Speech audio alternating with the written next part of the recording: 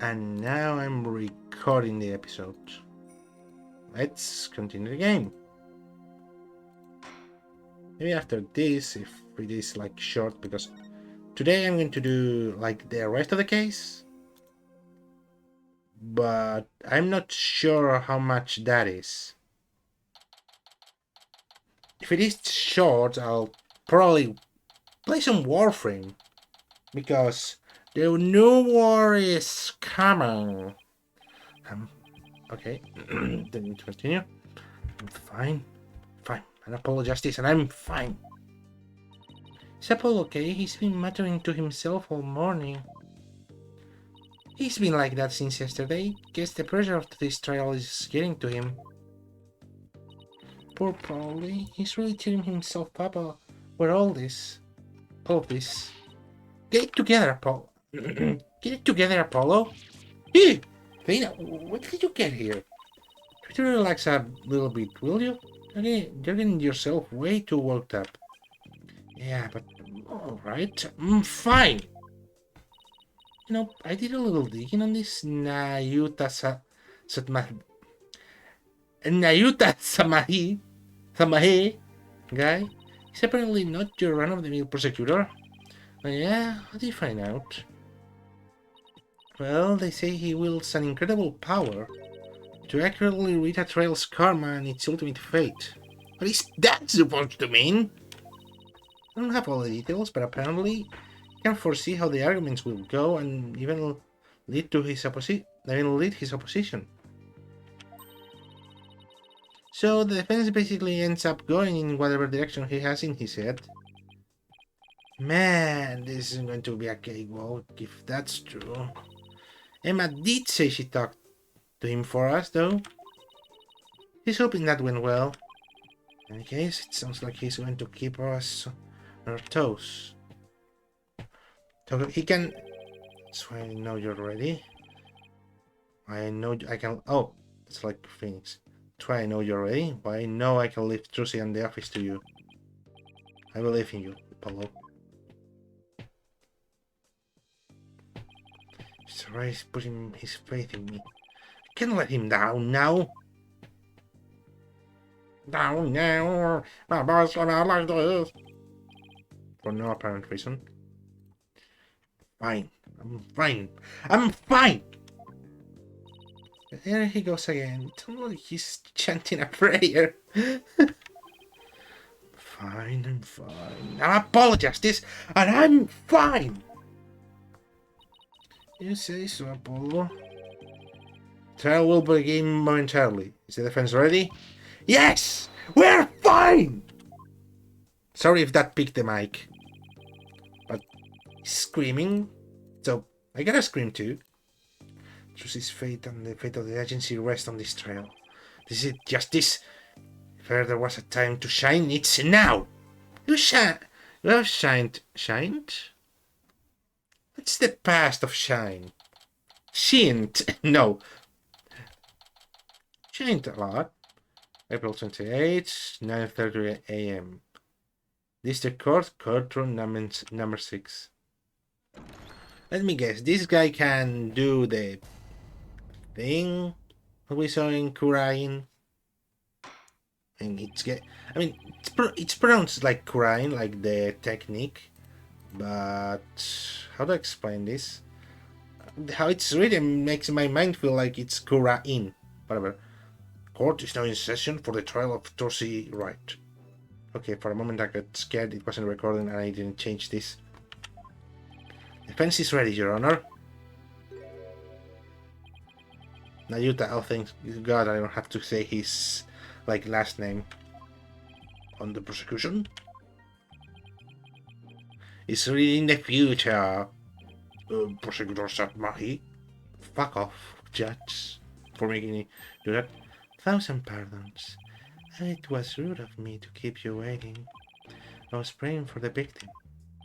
Oh, praying. Yes, I see. You are a Koreanist monk. Correct, prosecutor? No, my throat is already annoying me. Yes, that is correct. I am but a lowly monk from the kingdom of Kurain. making amends for the forgiveness and kind patience of everyone here in this court. I'm unfamiliar with the proceedings of this country and may make many blunders. He seems such a gentle-mannered soul, doesn't he? Wonder if Emma had a chance to talk with him about truthing. Now then, Prosecutor Satnahi, your opening statement, if you would. Certainly. In the name of the Holy Mother, I vow to guide the victim's soul to a land of eternal peace known as the Twilight Realm. Now, let's the rites of the victim begin. Yuta Satnahi. I don't know how to pronounce it, so I'm going to go with that. Sorry if I'm wrong. Someone correct me if they can. He's really being and making a name for himself, apparently, but that nickname, Last Right Prosecutor. Wonder how that will come into play today. Oh, that's a long paper. The incident took place in the middle of a spectacular magic show. Wait, I'm going to put the volume up for myself. Oh, I just had to fix the volume. My headphones are working badly lately. The accused performed a magic trick in which the sheet thrust a sword into a coffin. A coffin from which the body of the victim then spilled out, dead from fatal stabbing. The victim's names were the Man of Mischief, otherwise known as the Great Mr. Ruse. His blood was found in the sword that was used during the magic trick. I'm going to Edgeworth, like really relax Edgeworth. By the way, give me a moment, because I know my room is going to turn dark. I don't want to get blinded later.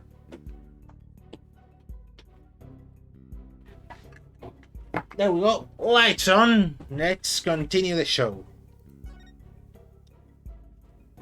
So his death was just an unfortunate accident? It is only natural for one to assume as such, Your Honor. However, it was no mere accident, but rather a homicide.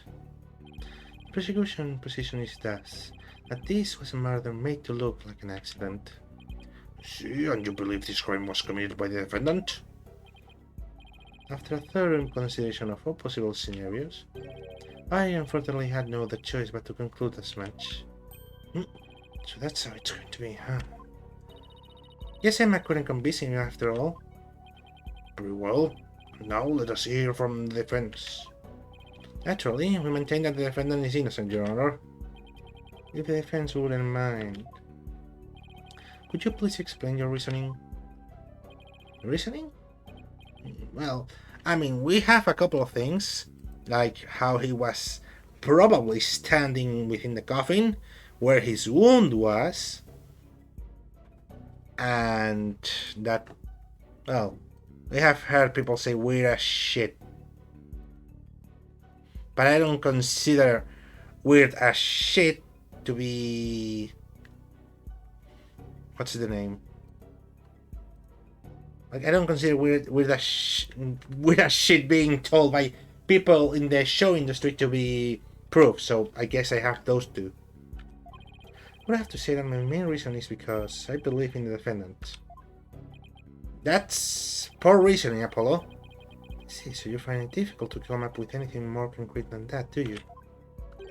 But I find demonstration of the fact that you are indeed a lawyer of putrid mind.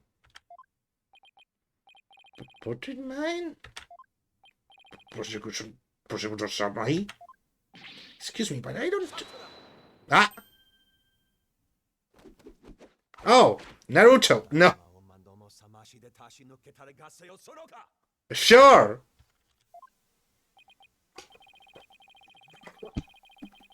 Thank you, Judge. You don't mind me asking, Prosecutor, what was that you were just chanting? A sutra of the Holy Mother that guides those of faith and soul towards enlightenment. It is a Quranic incantation to awaken the foolish from their fruitless slumber. Fitting for a lawyer who indulges in such fancy as the innocence of the accused. I see, so basically you're asking the defendants to...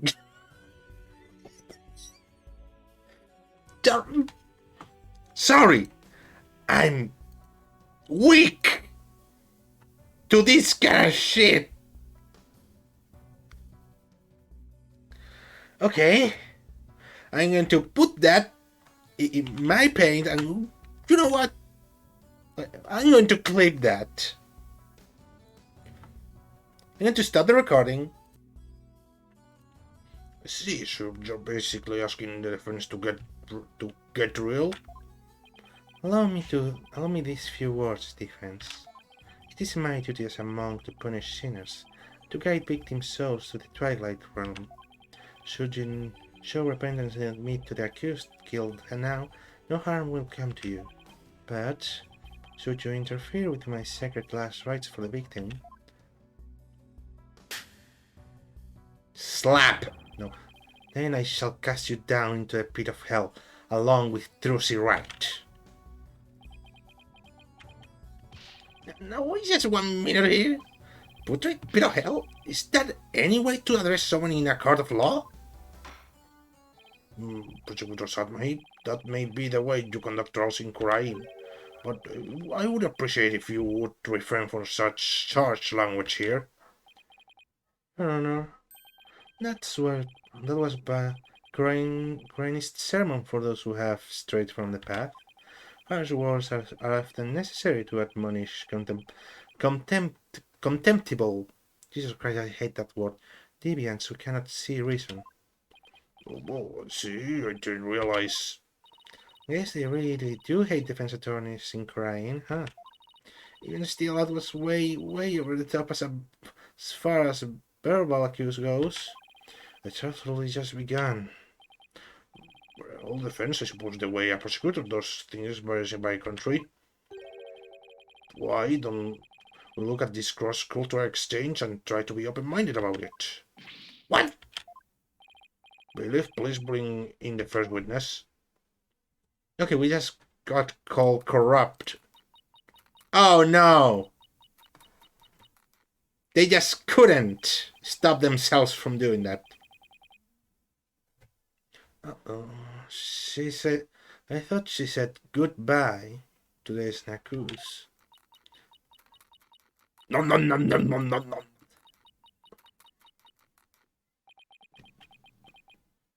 Detective Sky, the control room is no place for gorging yourself. What's wrong with having a little snack? You also gotta eat, right? She seems a bit stressed out. Detective Sky, your testimony, please. Yeah, about that. I just want to state for the record that I believe in Drusy Wright is innocent. Sorry? This guy, this path you seek to follow is misguided. Giving the wrongdoer a false hope will only deepen her despair in the end. Let it go and move on. Acts which go against your duty will earn you a divine punishment from the Holy Mother.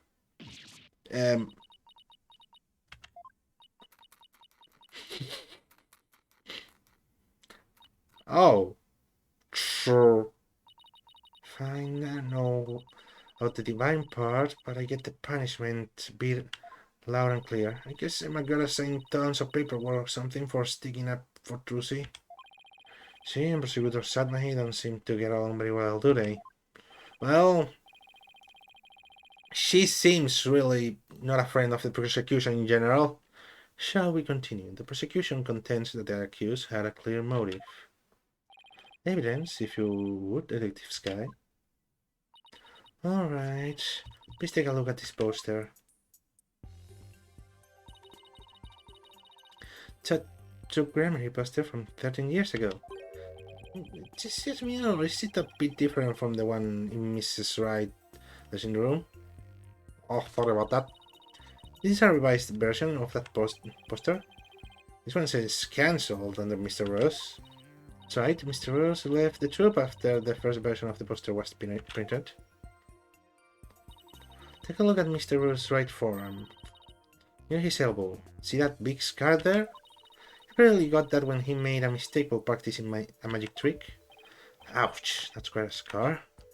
Because of the accident, Magnifigrammary concluded that Mr. Rose was too unskilled. That before the show was open, Magnify announced Mr. Rose wouldn't be appearing. But in defiance of Magnify Division, Mr. Rose tries to go on stage anyway. This in turn caused Magnify to oust Mr. Rose from the troupe on the spot. I could like ban him. I mean, I've never heard the word oust. You kicked Mr. Rose out? That seems rather extreme. He really have to go that far? When it came to magic, Troop Gramarye was so passionate. Should I say extreme about it, that it caused problems for them from time to time? Yes, they even caused discord a bunch of trouble with their stream antics. Now the troop's successor has committed a murder. It seems that the troop rare talent was inherited by the right person after all. Poetry talent for criminality.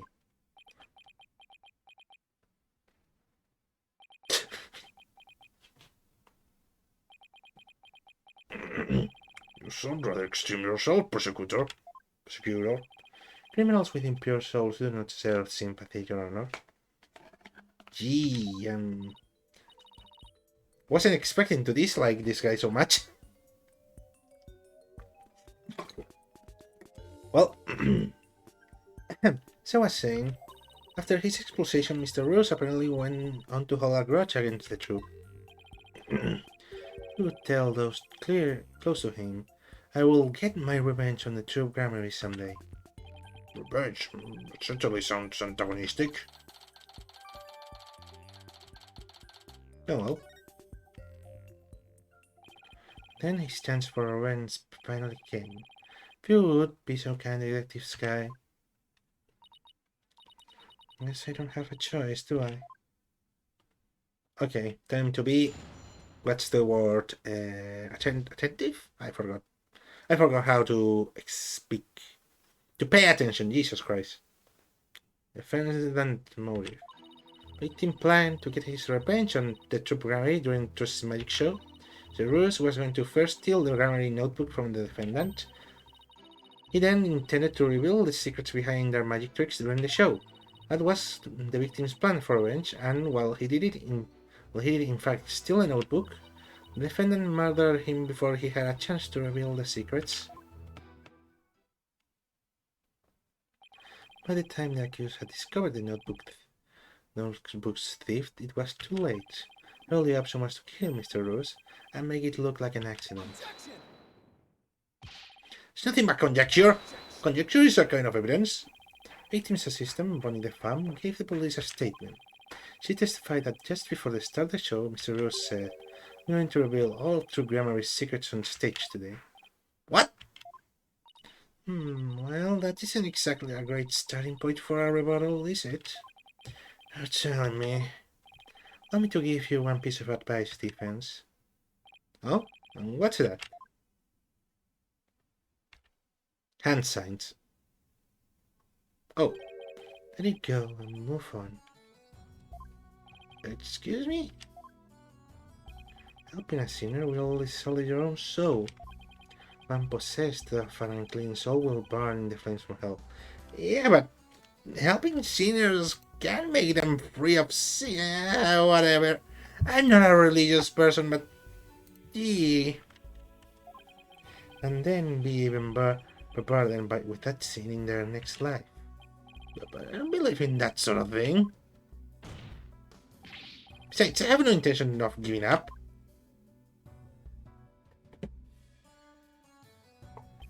Oh, Holy Mother, grant me the strength to deal with this butchered lawyer. Oh.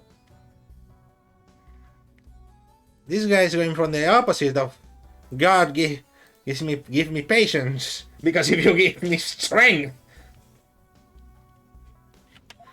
I wonder if that phrase exists in English. I heard it in Spanish, but never in English. But it's such a good phrase. All actions have consequences, and yours will surely get you the honor of being a mere stink bug, at best, your next life. Stink bug? Mr. Stink bug? Mr. Justice? Your cross-examination, please.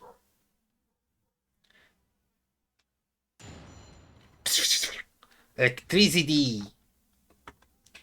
Defendant's motive. Oh, yeah. Forgot about that. Yeah, let me see. I think we have a statement of truth around here.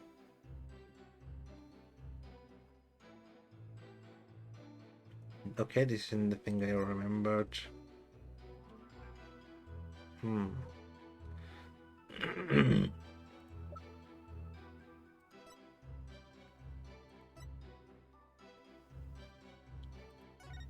See.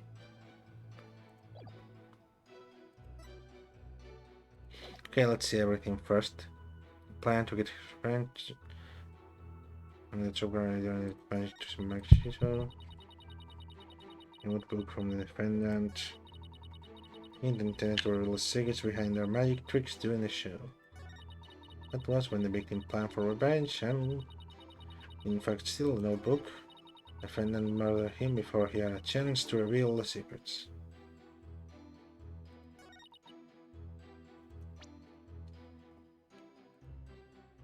I'm to save state because I'm a coward. That's something you gotta know. If someone's seen this first, I'm a bit of a coward, but it's also to not make the stream go forever. Because I tend to fuck up.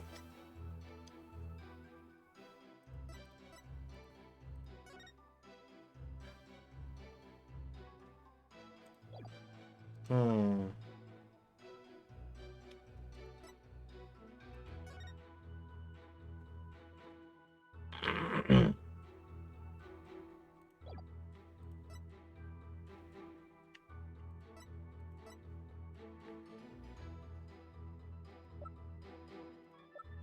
Okay, I'm gonna end the first spin to see what Apollo said.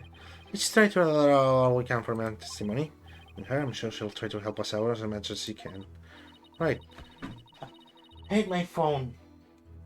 Right. Sorry, everything's going badly for a second. As long as prosecutes her Satma, he doesn't cut her off at the pass that is. Yeah, we should press first. That's something I lost sometimes. Revenge after all this time? It's been 13 years already. Why now? I know, right? I thought that was pretty sketchy myself. I mean, wouldn't he have done it a long time ago if he was going to do it? After all, if Sky self-indulgent outbursts such as those will earn you divine punishment. The form has a salary evaluation. No! You are no Edgeworth to be saying that! And this is no Gumshoe. I mean, I love Gumshoe, but he's a bit of a. I mean, he wasn't lazy, he's just a bit dumb. But just a bit, eh? Not really that dumb. Nom, nom, nom, nom. Wait, that's why divine punishment means. Really, Apollo? Catch on. When she said that I don't get the divine part, but I get the punish one. And the detective had let the detective have her snack. This humble servant of the Holy Mother shall explain. Well, a decade ago, Group Grammar was at the height of their popularity, but then their reputation declined, and they had all the faded from the public memory. Then recently, that is, when Trucy Wright sought to recapture their former glory. Defendant, at such a young age, too. How impressive. Yes, the accused's skill at magic is undeniably impressive. If she hadn't fallen onto the path of sin, she would have had a bright future ahead of her. It's always sad to see such promising young potential go to waste. And well then, Detective Sky, how did Mr. Rose plan to get his revenge? Please put down the snackles before you continue with your testimony. Yes, Your Honor.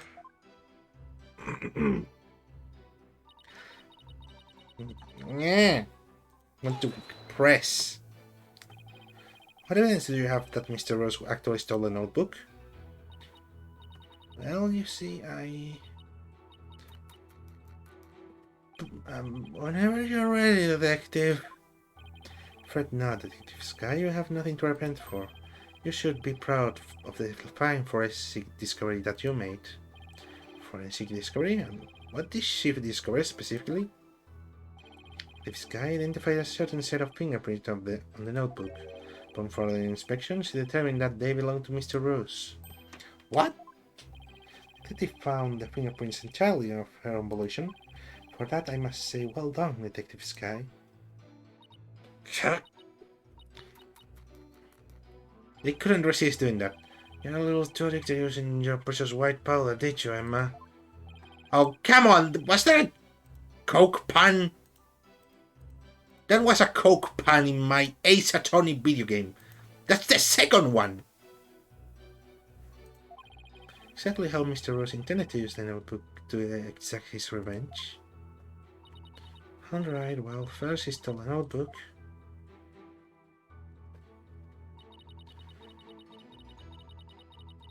Wait a minute, I just thought of something. No, doesn't say anything else.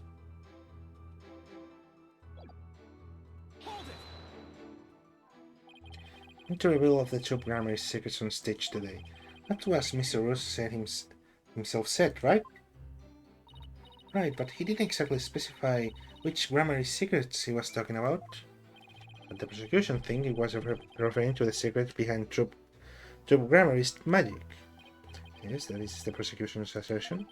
The accused realized that Mr. Rose was to reveal her family's most closely guarded secrets. She naturally panicked.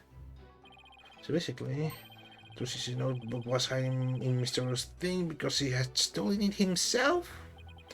See, truly a motive that only a magician could have. Yes, that's what the prosecution believes, anyway.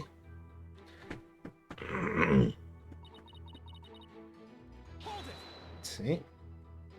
Do you really believe that what you're saying, Detective Sky? You really think Mrs. Wright killed Mr. Rose to stop him from getting his revenge? Of course I don't think that. Trucy... Oh, thank you for interrupting me. But I guess it fits. Keep your private considerations separate from your public duty. Warned you about this very thing before the trial began. Did I not, Detective Sky? Yes, you did. Please recite my exact words to you.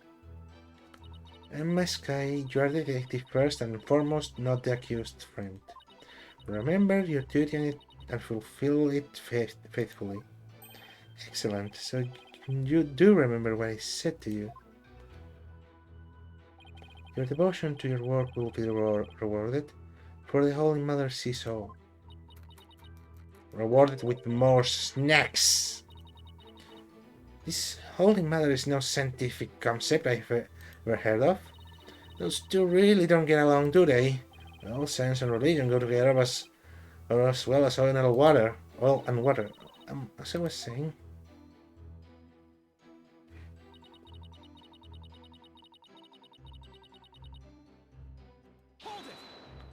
Let's see. Sorry, but what exactly is the basis for claiming it was murder? Beats me. The basis beats me? The basis is beats me? You'll have to ask Prosecutor Satmahin over there, because he hasn't told me his reasoning either. Detective Sky, your feeding of the information to the defense has not gone unnoticed by my eyes. Oop. That karma of acts which go against your duty will impinge me upon your... will impeach you upon your next life. Pal! Isn't like the work of the detective to give information in general, not just to the prosecution?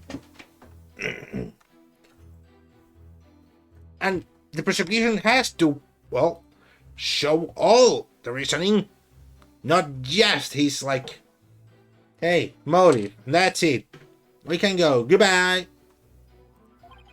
Even before that, it may impinge upon your job in the form of a transfer. Please don't get me kicked out of the forensics unit, anything but that. Poor Emma, she's really been risking everything for us. Well, Prosecutor Salmahin, what are your grounds for claiming on homicide? What's the luminous tape in the understage passage? Realized that it had been moved. moves so that Mr. Rose will climb up into the downstage coffin by mistake. What? Mr. Rose, who was waiting down the stage passage, was supposed to have used the steep ladder shown here on the left. Was to climb up to the coffin had been set up in the backstage area after being turned into a stuffed dragon during Act 1. Cerberus was supposed to come back to life and emerge from that coffin, but the luminous tape had been moved to mark the downstage ladder. So the victim climbed up into the coffin on the stage itself a mistake. The very same coffin that the accused thrust her sword into. You have proof that it was my client who moved the tape? Of course, Detective Sky. No, that's right. Identify the defendant's fingerprints on the luminous tape. You what? He actually had proof? Oh, wait. Defense, are you finally ready to let it all go and move on? Absolutely not. So, detective, please add that information to about the prints on the tape to your testimony.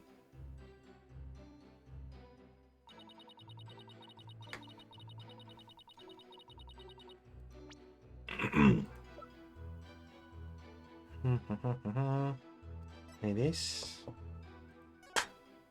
Yes, Mr. Hat position for the escape trick, placing him the opposite.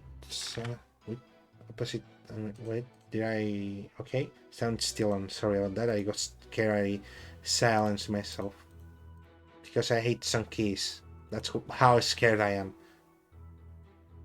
Okay, back to business.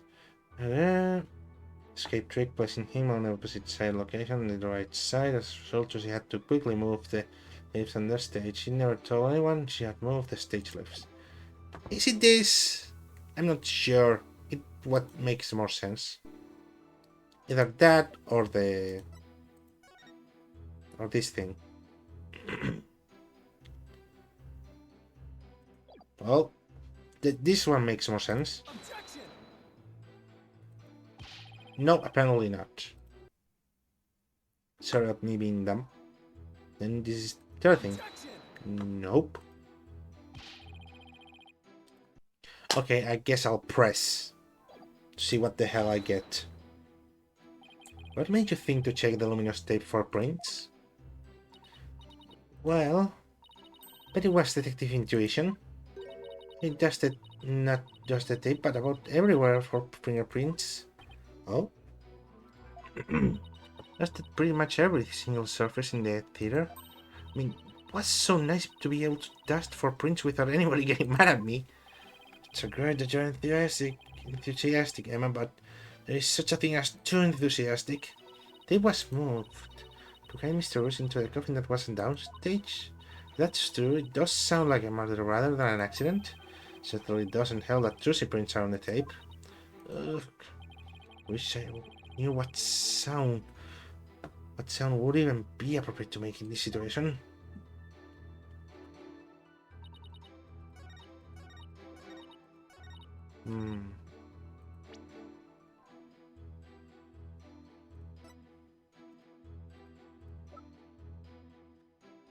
Let's see.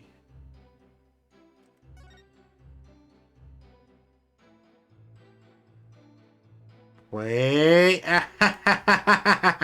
Trucy werewolves! There we go! I got it! I turned it to Luigi!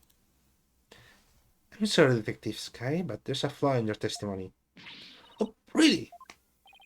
The prosecution is claiming that Mrs. Wright moved the understage tape during the show in order to guide the victim into the coffin downstage.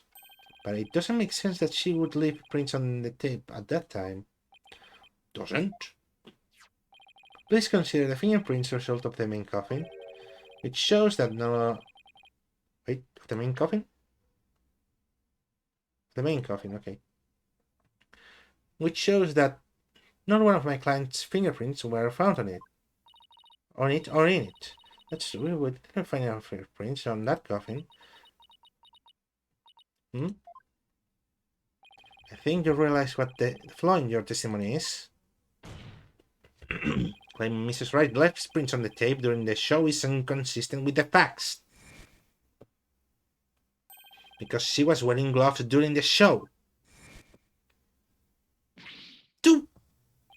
She must have left the prints some time before the show started. In other words, her prints do not prove that she moved the tape to mislead the victim. The prosecution investigation was insufficient. But on a personal level, I'm very happy about that. Well, prosecution submarine, if the defense argument is true, and you have no evidence the defendant moved the tape to deceive the victim. I see. Apparently, the defense is more intelligent than I had thought. More than a stinkbag, at any rate.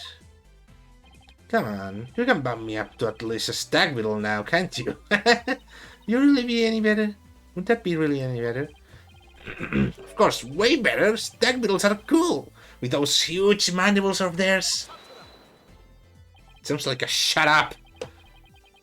The defense wishes to be promoted to a stag beetle. Then answer me this question. Alright, shoot. Even with no evidence that the accused moved the tape to misguide the victim, why was the tape there? The victim still climbed the ladder using the tape as a guide. I entered the coffin on the stage. The accused then thrust her sword into said coffin with the victim in it. So what you're saying is, the fact remains that the victim was stabbed to death, right? Precisely. However, this does drastically change one aspect of this case. The accused did not lead the victim into the coffin on purpose, and it meant the victim's death could have been accidental. If it was indeed accidental, the defense can argue that it was involuntary manslaughter. See, if it was involuntary manslaughter, then they could plead extenuating circumstances, and the severity of the crime could be mitigated. Defense, if you believe the accused did not murder the victim, then do you argue that it was an accident? This is it. All important question. Defense argue that Mr. Rush's death was murder. He was murdered. Defense maintains that the defendant is entirely innocent, believing that it wasn't an accident but a murder. And what's more, we believe it was committed by a third party. Third party? As in the true culprit is someone else? Yeah, we've done this like 100 times. You shouldn't be surprised, Emma. That's a quite a breathing claim to make, and one wholly without grounds. Your voice is as loud as your suit, and your mind echoes just as loudly as in emptiness. Huh. Surely you were but a loud red pepper in your previous life. I've been demoted to a vegetable? Wow, I didn't know a person could be reincarnated as a non-sentient plant. In any case, I do have grounds to make this claim. Let's hear this reasoning of yours then. Alright, but before I give it, there's one question that we need to address. The victim was killed by some third party, then the sword defendant thrust into the coffin wasn't the cause of death. If that's the case, then how did we then end up with a dead body inside the coffin? Very good question. Let's see your opinion, Mr. Justice. How did the victim body wind up inside the coffin? Was magic! He was killed under stage. What if the victim was killed under the stage before being put into the coffin? In other words, what if the victim was already dead in the coffin from the get-go? Oh, I see. In that case, the defendant's sword wouldn't have been the cause of death. Will you respond, Prosecutor Satnai? That is the third term. The third term of what? Hiya! No. What the heck is this?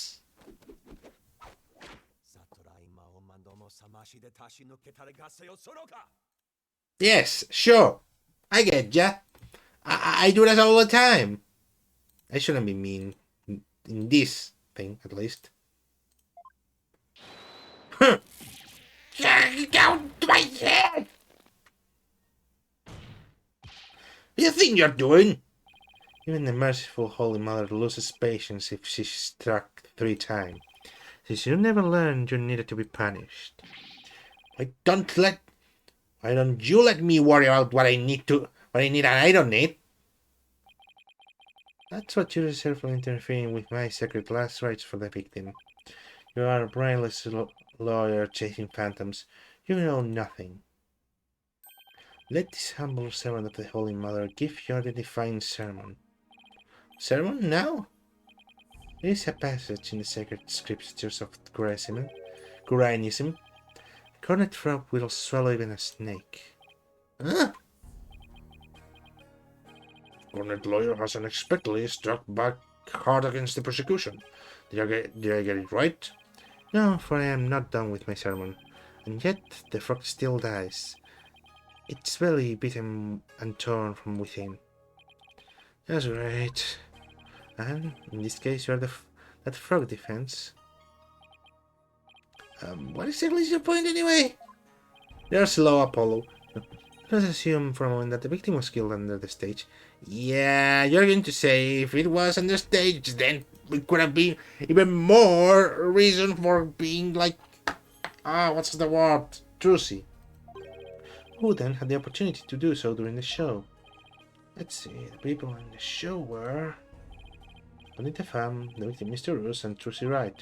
Bonnie the Fam was on stage throughout the entire show. As easily confirmed by the footage from the show. But she disappeared from us for a second. You forget that, you prosecutor. Which leaves us only with this one suspect, Trucy Wright. Do you see? The accused killer, Mr. Roos, was waited on standby in the understage passage, then placed his dead body in the coffin above, thus making the murder look like an accident. No!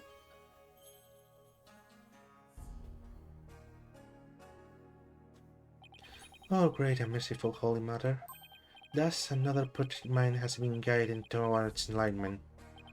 I can't believe I solved a history question hole.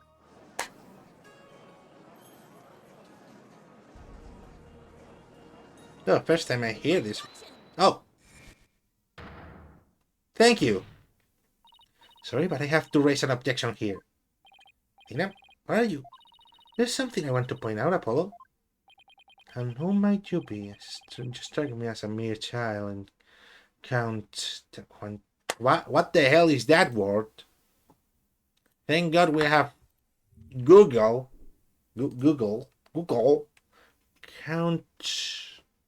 Countenance.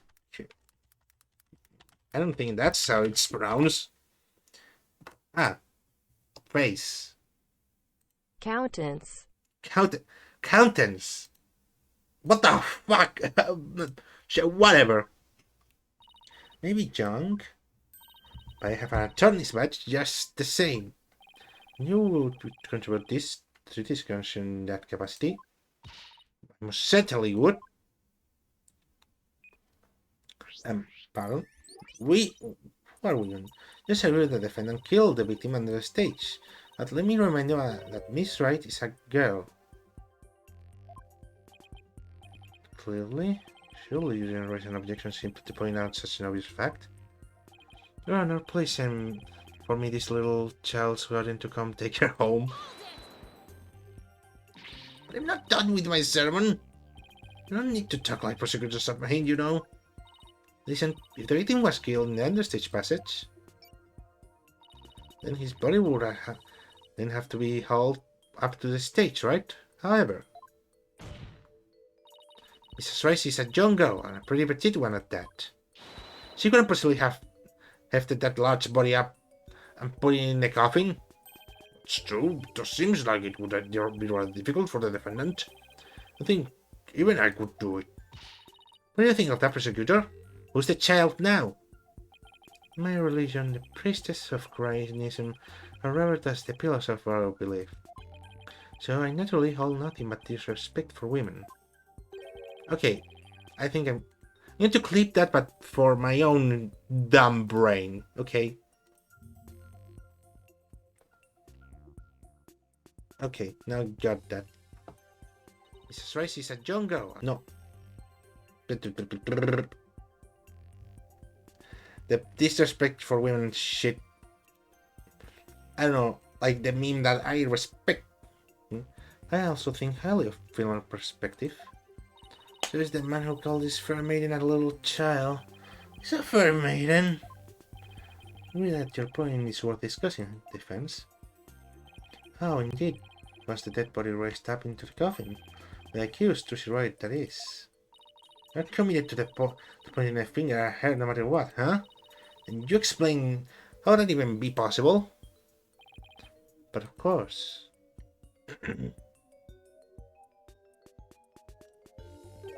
There was a way for even a small creature like her to raise the victim's body up. Oh, wait. You really can't explain it? For so other arguments would come to this, so I have prepared a witness. Well, are your readiness, prosecutor? It is really not that difficult when one can read the ultimate outcome of any trial. He couldn't have really predicted that thing would turn out like this, could he? It's pretty hard to believe. Excuse me, but may I step down now? Yes, I suppose you may. A moment, Detective Sky. I'm sorry for, the way I handle all this. You did a fine job, Detective. Your testimony was invaluable. Was? Yes, you served well as a detective and did not allow your personal feelings to interfere. You overcame the conflicted emotions you felt and performed your duty admirably. Admirably. You will be rewarded for your fine work. Oh, uh, thank you. Hope we can work together again in the future.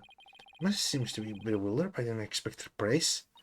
Yes, he's a pretty nice person, like they say, as long as you're not up against him. Yes, he isn't like Edgeworth, but like more, like less sarcastic. Now then, let's call us the next witness. Whom could it be? Oh, Bunny Girl. Yes, please state your name and occupation. Hello, ladies and no, like with that like explosion thing sound, make well, maybe like hello, but I'm not going to turn into Toad. Okay. Hello, ladies and gentlemen of the court. It is very nice to meet all of you. I'm a lagomorphing illusionist from the land of fairy tales, Bonnie the Femme. I can't wait to do some magic tricks for all of you. Please, witness, there is a time and a place for all things, including magic. Ah, but it would be okay if I do a little magic, right? Come on, please. Look, Beauty's waiting. Now's my chance to shine. That is your second time. My second time doing what? There will be no further warnings. You should know that from our preparatory meeting, correct? You. No one except from His Holiness Rosario of Suffering. Wouldn't it be like Her Holiness? Like, because it's the Holy Mother? Or am I like not understanding English? Well, not he's referring to his Rosary. Whatever. May we have your testimony, witness, once you recover from your disappointment? Well, as a huge fan of Trucy's, I don't really want to testify against her, but I guess I have to, don't I? As a huge fan of Trucy, huh? I hate her. I loathe her. I can't understand that. I can't stand that Trucy Wright.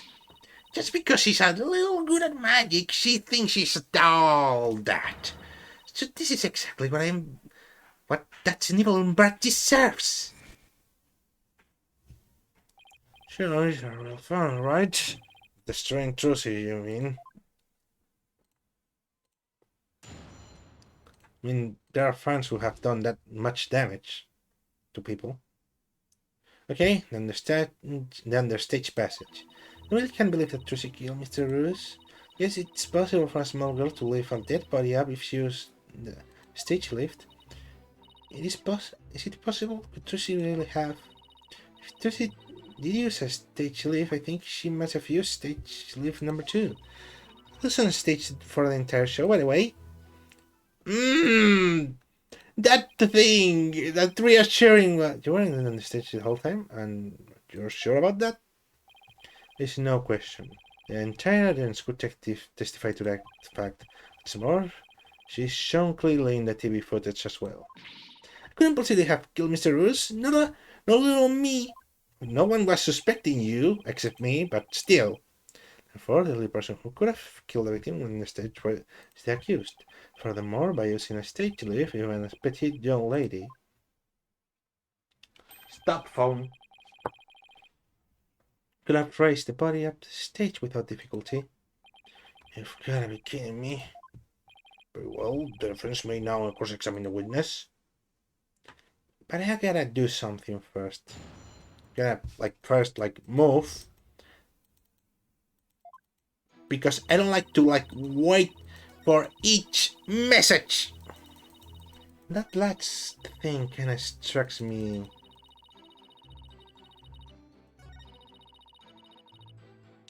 as a big lie.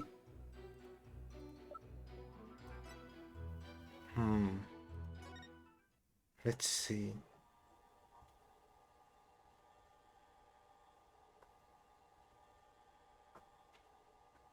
No, it isn't here, is it?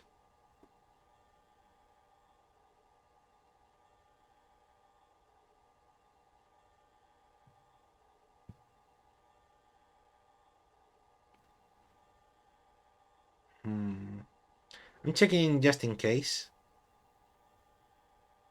No, it was moments before this. But at least I could have gone away.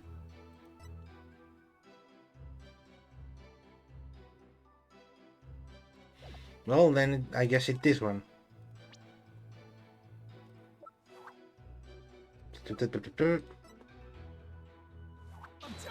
No? The statement no, it isn't. No, it's not. No, it's not. There you go, I'll move on. Alright, I'll let it go and move on. But not before you take this penalty with you. Move on, but there's no way I'm going to let it go with Trucy lives at stake. Really, it isn't.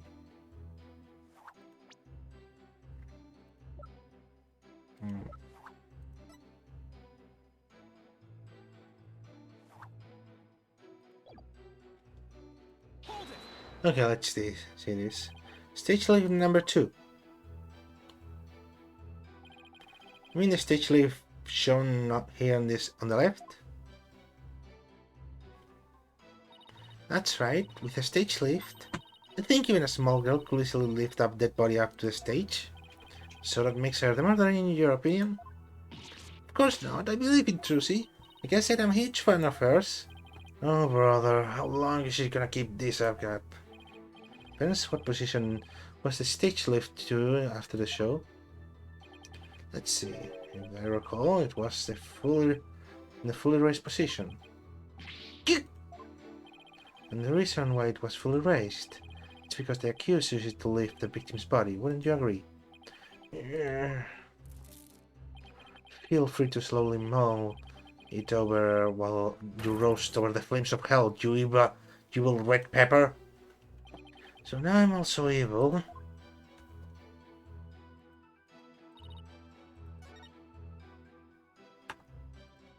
And to save state, by the way. Firstly, because I'm a coward. Secondly, because I want to hear you hear all day. I'm repeating myself, am I? Am I?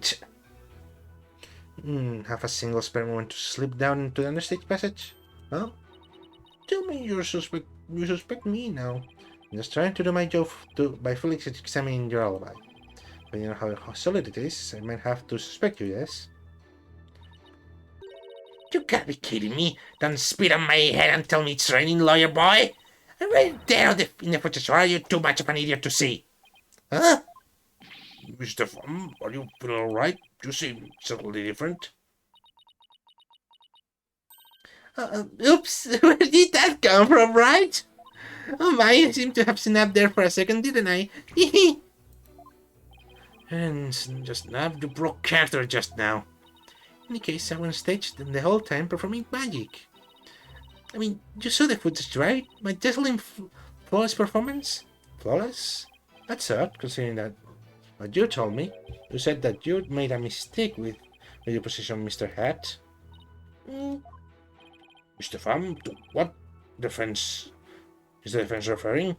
Well, I made a little mistake on stage. I was in charge of operating Mr. Hat, you see. According to the script, I was supposed to place him on to the left of the coffin. But I fumbled it up and made a stand to the right of the coffin instead. I fucked it up! No. Heck, I fumbled. And because of that mistake, Trucy had to move the stage lifts around. Don't worry about messing Trucy up like that with my goof. Teehee! Darn it, I don't see any inconsistencies in her testimony. Now, do you know who the real killer is? Come on, Rams! Don't just sit there and hand out your rolling pronto! Do it quick before you kneel over up there! Beg your pardon? Oops! Oh, what's gotten into me? I'm so sorry. Give her another 5 minutes before she tears off that mask. Well, defense, are you ready to let it all go now? Of course not. I'll never give up. You see? Suppose this too is fate. Secret scripture for creation describe a variety of healths for the damned. Ooh! Vacation spots! For someone like you who struggles easily against his fate, Papul Bolhing seems more appropriate. People boil what? Oh wait, that Chinese. What sort of old place is Papul boiling? Let me guess. A place where the more of one struggle, the further one falls into the abyss. At the bottom of the abyss, a ferocious beast awaits. Think of it as akin to an ants lion sandpit trap. Oh, there's one of those in my backyard. Well, Cranicism hell is closer to home than they thought.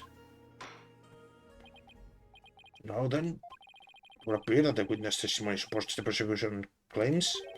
The defendant is the only one who could have killed the victim on the stage. How are we supposed to get out of this jam? Apple, if you can't find any contradictions, it's time to use analytical psychology. Yeah! Save our asses! Please! You mean, there's some discord in Bonnie's voice while she was testifying. Well, I mean, that's kind of obvious, you know, I'm talking about, like, the hate he has. So yeah, it's going to be like 5 minutes. See, we're just picking up the noise in her heart, too. That's right, Athena can hear things other can with her super sensitive hearing. She can hear the emotions people suppress as a kind of noise, or or discord in their voice. Alright, Athena, let's give it a try. You got it! Your Honor? I'm afraid that our witness, Mr. Fan, is suffering under terrible traumatic stress due to this horrible incident. She is? Oh, I thought she was going to be like, am I? Yes, what with that terrible death on stage? And her beloved Trucy getting arrested, she's under awful strain and shock. In fact, I don't know how much she can take before she's unfit to testify. What? Oh, I've heard that. Of that? What's it called, like postal stress disorder, right? So where a person becomes uncontrollably angry, I think. We're read about it somewhere. That's going postal, Your Honor. This is PTSD. Oh my. So that's why the witness was so hostile at times. As if she were a different person. Yes, I think her condition is clouding her memory of the incident. Therefore, suggests a short therapy session for the witness. Therapy? You know, the first thing out magician's meltdown. I'm dying! I'm putting bars I'm dying! Where's my goddamn water? I'm thirsty. Therapy? You know the first thing about a magician's mental strength? I risked my life jumping through rings of fire and having my body sawn in half. Oopsie. Boy, I have to watch my temper, don't I? Well, goodbye, Bunny. Miss Sykes, please do whatever you can to help this unfortunate young lady. What exactly is this child planning to do, Mr. Justice? With her super sensitive, I'm back with that. Super sensitive hearing, Miss Sykes can hear a witness' true emotions. Simply from tone and inflection, she can tell exactly what a person is feeling. Can you pick out feelings that a witness is trying to suppress or hide? Widget projects the emotion I hear into the mood matrix where I can analyze them. It sounds like some sort of spirit's devilry, that I find it hard to believe, I must ask. What do emotions constitute evidence? Well, I won't say that emotions can be taken as evidence, per se. I've seen how instrumental Miss Sykes' work has been cracking a case. Therefore, I always support giving it a try. I see. If you are in favor of it, Your Honor, then I have no objections. In this mere man can see that something disturbs the witness. Will disturb you!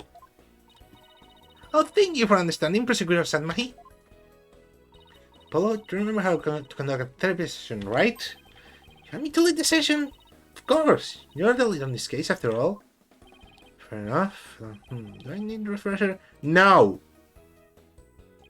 I think still remember from last time, so let's get right into it. Okie dokie. You ready, Widget? Let's do this. Rip.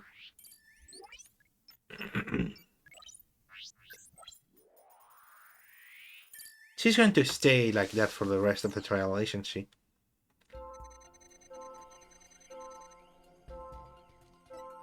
Okay.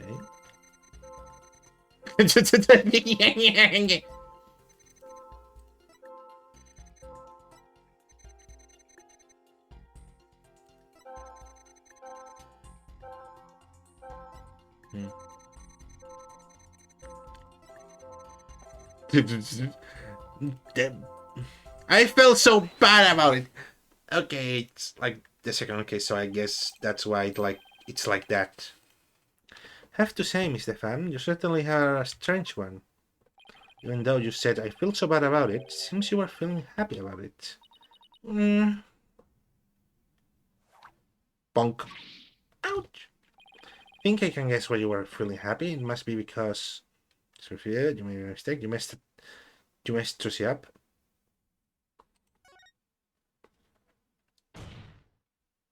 Think you were happy because you messed the defendant up. I'm right, aren't I? You can't be kidding me. Why would I be happy if Miss Trucy up? I'm a big fan of hers. Because we saw you. I hate her. I loathe her. I can't understand. I can't. Fuck. Why do I go to understand? I can't stand that Trucy right. Just because she's a little good at magic, she thinks she's all that. So this is exactly what she that. What damn it? I'm forgetting. I'm trying to go like further than that I'm supposed to go. Okay, let's try that again. So this is exactly what that Snibble brat deserves. We saw how you said you hated Trucy, right? You were glad she was in trouble, and how it was what she deserved. Don't! Looks like I hit the bunny on the head, so to speak. You have evidence of that? No. Oh, then another session should be fine. Apollo, the noise level dropped. Now if we could get it down to 0. Well, Mr. Pham, are you ready to confess how you really feel? What? What do you mean? I'm Bonnie, the sweet, cute little bunny.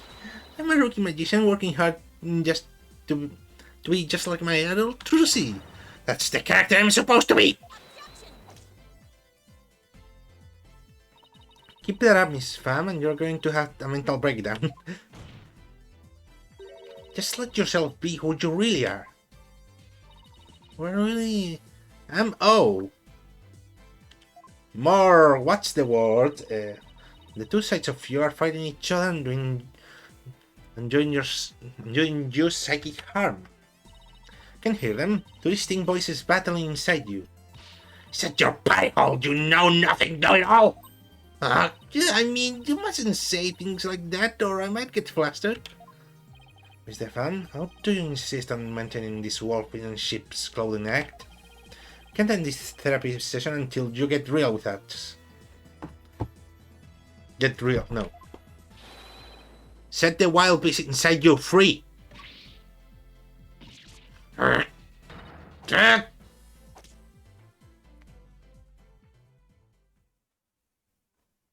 Change of costume even?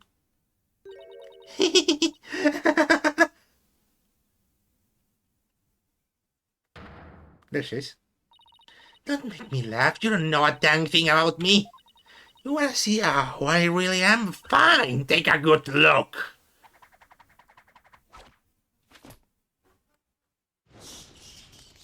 No! What in the world? Sheep's clothing? You got it all wrong. It's a rabbit suit I got on. I'm not a wolf. I'm a blood-sucking vampire. A bat with fangs and wings. I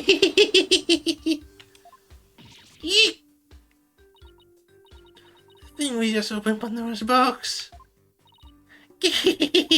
I'm finally done with that goody two-shoes cottontail act. I feel free as a bat.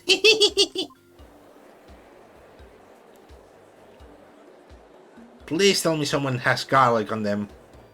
Okay, that was an easy joke. Friends, your therapy session has taken a turn for the worse, from the looks of it. There's a perfectly good explanation for this.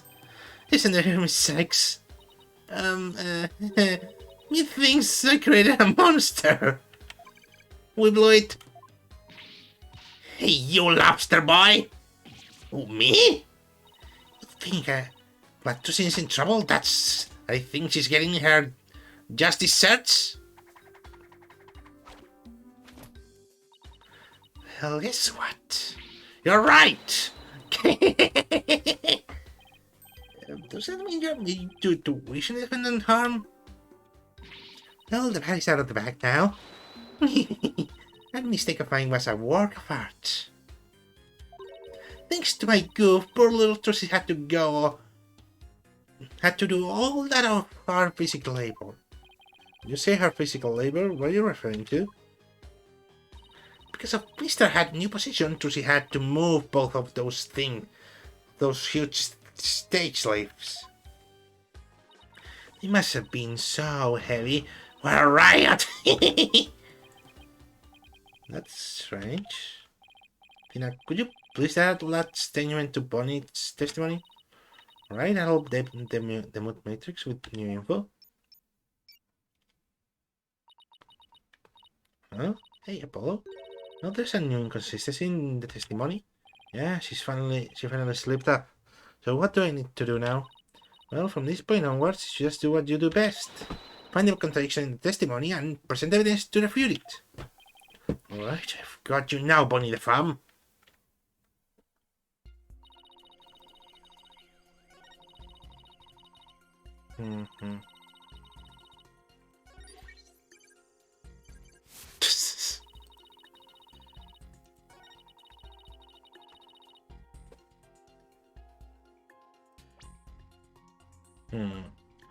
Oh, yeah. She told no one about this.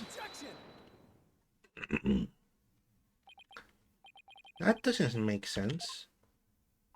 What? You think I'm crazy? No, I'm not going to do that. This is service to Futurama. What, do you think I'm crazy now? No, that's not the point I was trying to make. I don't hear you denying it, Mr. Pham. Allow me to repeat your statement. Thanks to that, she ended up having to move the stage lifts. That's right. They still say that just what she said. How did you know? How did you know Miss Wright moved the stage lifts? Huh? According to her own statement, she didn't tell anyone that she had done so. What? So, how could you possibly have known what she had done unless you saw her? You saw Miss Rice moving the lifts in the understage passage, didn't you?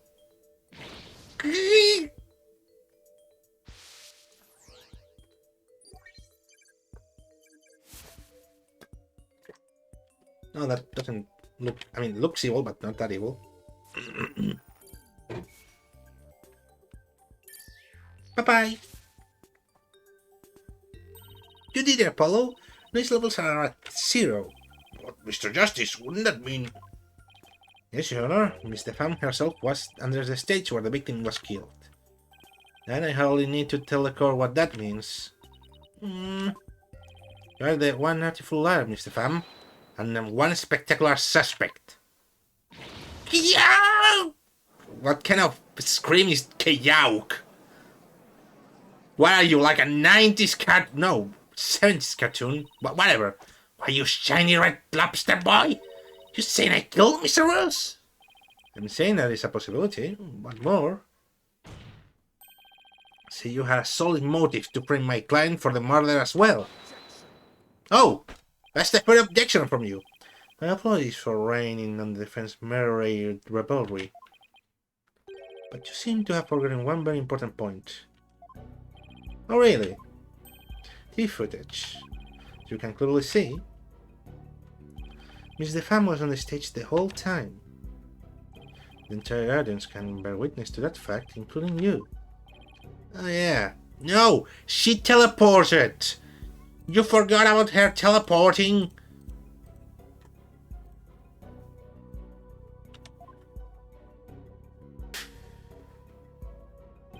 You have just taken a long, senseless journey on this return to a starting line. The witness could not have been in this understage passage, which means the only one left who could have killed the victim is the accused. Yes, the party's over. But Mr. Pham knew something she couldn't have known unless she was under the stage. How did you explain that, Prosecutor Satmahi? It's quite simple. The accused must have told Miss Pham about it, then forgot. Open those useless eyes of yours and take a good look at the footage. Mr. Pham really was in the understage. Mr. Pham was really in the understage passage. You mean that she was on the stage and on the stage at the same time? You mean she was in two places at once? What if she has a fucking twin sister? It's not the first time there was a twin that was like hidden from us during a whole game. I mean, there was a twin hidden a whole game. But there could be a twin in this case. That doesn't be the old explanation, if that makes any sense. Maybe an explanation, I'm not too sure about the makes sense part. Then we'll have to make it make sense. Your Honor, the witness was both on stage and under stage at the same time. That is a defense assertion. I've heard some illogical things come out of you before, but this is absurd. Sure, you'll change your tune once you hear my reasoning, Your Honor. You can tell me you're bluffing, but I'll bite. Well, Mr. Justice, will you explain how the window was in two places at once? She true teleportation doesn't exist, but she did teleport. Two bunnies. The bunnies on stage doesn't seem fake, so this is the one that makes more sense. There were two bunnies, Your Honor. If that were the case, it would make sense, wouldn't it? There were two of them? Suspected you had a few screws loose, but no, I see there are some missing altogether. Is there a toolkit in this courtroom, Your Honor? Suppose 2. No, 3 screws to the head should right in his putrid brain. Very well, bailiff, could you... No, wait, please listen to my argument. Well, suppose it wouldn't hurt to at least give it a listen. As I suggested earlier, Mr. Fan is shown in the footage the whole time. But at the same time, she was also watching Miss right in the stage passage. The only possible explanation is that there are 2 bunnies. That almost sounds like it makes sense. What do you think, Prosecutor Sadmahi? Sorry, Sadmahi. This humble servant of the Holy Mother is of the opinion that the defense is full of bullshit. No, we should lose no time replacing the defense many lost crews. But Apollo, it goes against reality itself to say that one person is actually 2. We don't have to be bound by reality, after all, we're talking about magic here. So, if the bunny they found in the footage is the real bunny, then the bunny here in the witness stand must have been the one on the stage. This bunny they found is our second bunny. She is? Say we call the one in front of us Bunny 2. Believe I have just a piece of evidence to prove that Miss Bunny 2 exists. Oh, then please submit your evidence, Mr. Justice. I prove the existence of Bunny number 2.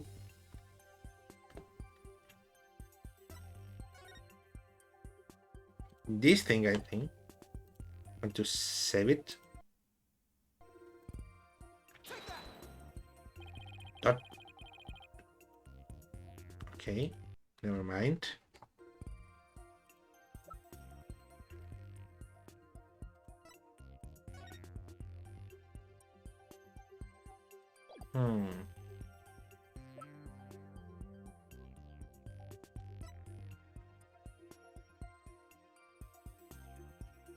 Probably add existence, then yes, the fingerprints.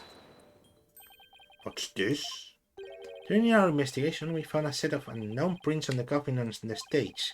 These prints were most likely left during the course of the show. But they didn't match the prints of any of the people involved in this case. Unknown third-party fingerprints? I was not told of this. No one must have kept him from him. So the question is, who could these prints possibly belong to?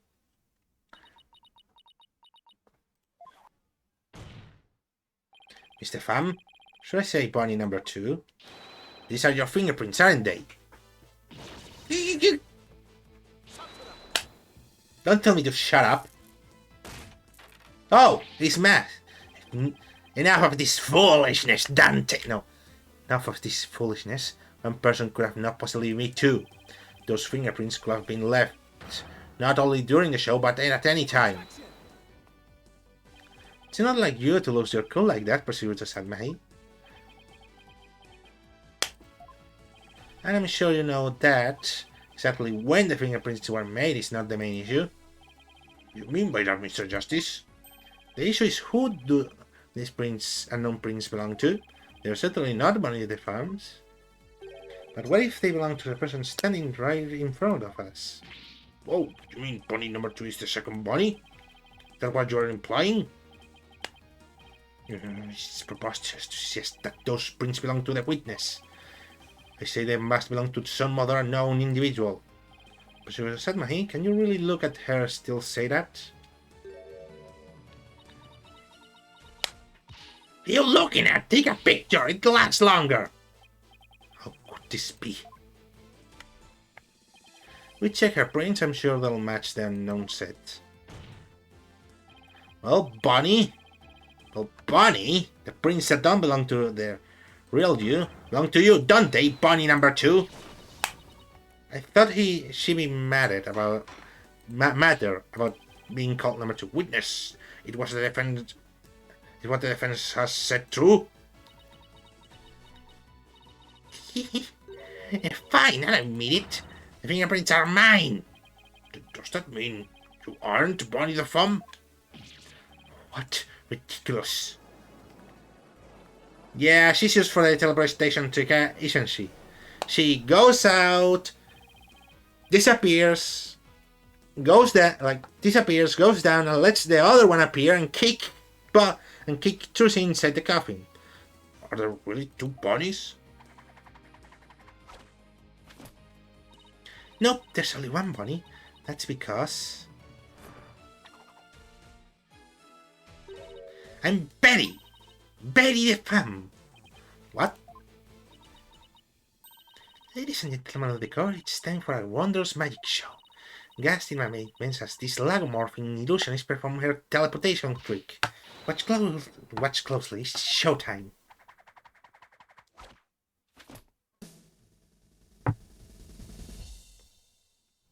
And that falls and there's no one behind. What? Who cut off the lights?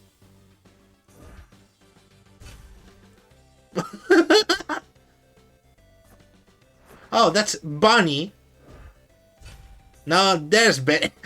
He looks so done.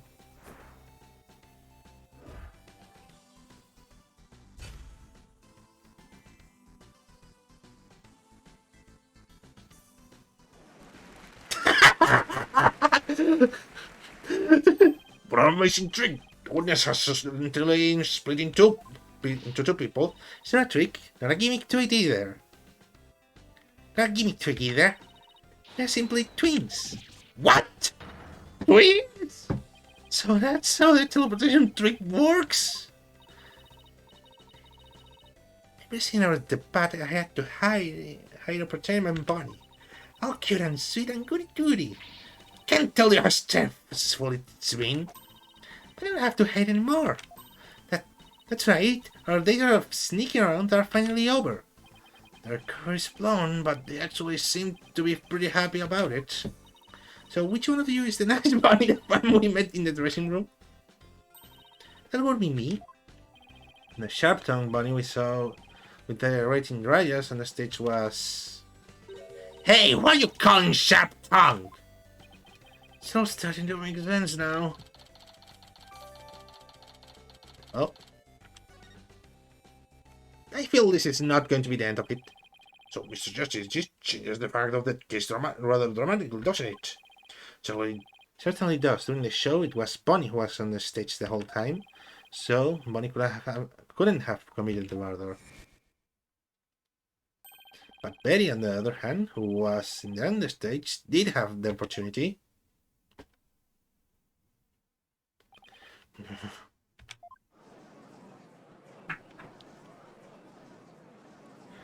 Objection from someone? Well, so now we have two suspects. Wait just a minute there's Lobster Boy, I didn't do it. That's right, Betty might have a foul mouth, but she never killed anybody. Hey, who got a foul mouth here? Oh, well, speak up, huh? Please save your sibling squabbling for later. Betty, you must have been there on the stage passage during the show. Otherwise, you wouldn't have known about the stage lifts being moved. So what exactly were you doing down there? Fine, I'll testify. Anything to get you off my back. Suddenly, but your family is ready to testify. What do you say? But I'm fucking done! Betty, you lied to this humble servant of the Holy Mother. Hey, what else could I do? I couldn't blow our cover and ruin a magic act. Besides, am I gonna go to your twilight or hell or whatever for being a liar? You will indeed. However, it won't be after your death. Rather, now. I shall give you a taste of your punishment on this mortal coil in the interrogation hell. Eee! Now then, Betty the Femme, please explain to these courts. What exactly were you doing under the stage? Witnesses! What happened under the stage? It's true, I had business in the understage passage because of that. Because of that coming trick. It was the fire trick, right? One Mr. Rose was supposed to do? That's right, it's a very dangerous trick, so I had to make sure we were prepared for it. was in the script and I really wanted to see it, but I couldn't because of the accident. Shut up! You're gonna give it away! Anyway, I was real busy. Yeah, we're too busy to have the chance to kill Mr. Roos.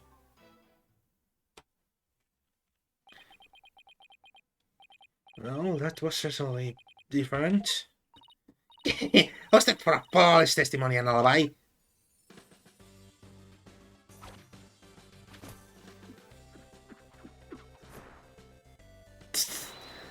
Her magic is real, it's not a trick or a gimmick.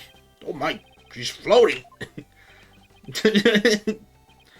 Your Honor? You can see she's being held up from below. You're supposed to pretend you didn't see that. It's a little personal thing called etiquette.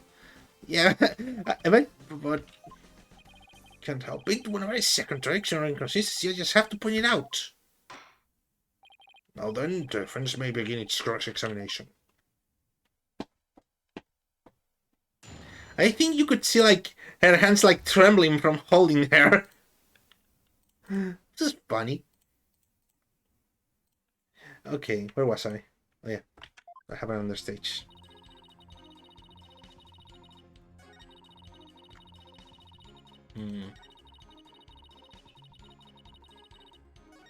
Okay, then... In a second, continuing while this goes.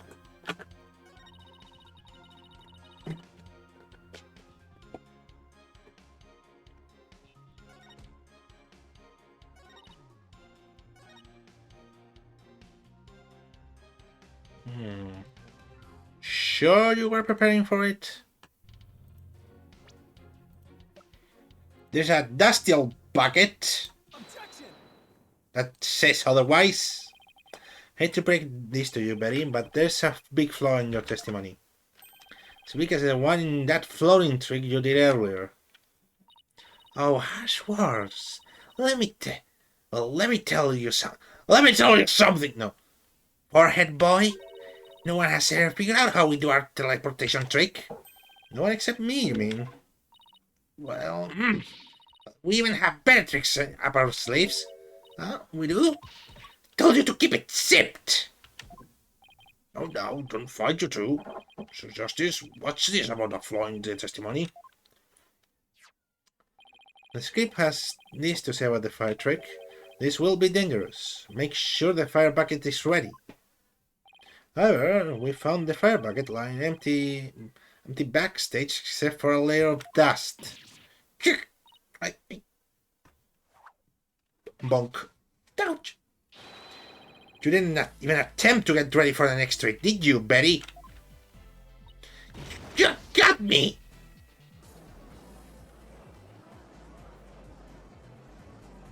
The survivors and they're going like, you son of a bitch! You got me! Betty FM, you will explain yourself. There's nothing to explain. No, Betty, we can't hide it any longer. We might as well tell them. Shut up! You can barely take care of yourself. Don't tell me what to do. Well, if neither of you will explain, guess I'll have to. The reason Betty didn't prepare for the fire trick is because she's afraid of fire was slacking up. The show wouldn't go on. Probably this. You didn't prepare for the fire trick because you knew, didn't you? You knew that the body would be found and the show would be cancelled. Then be cancelled.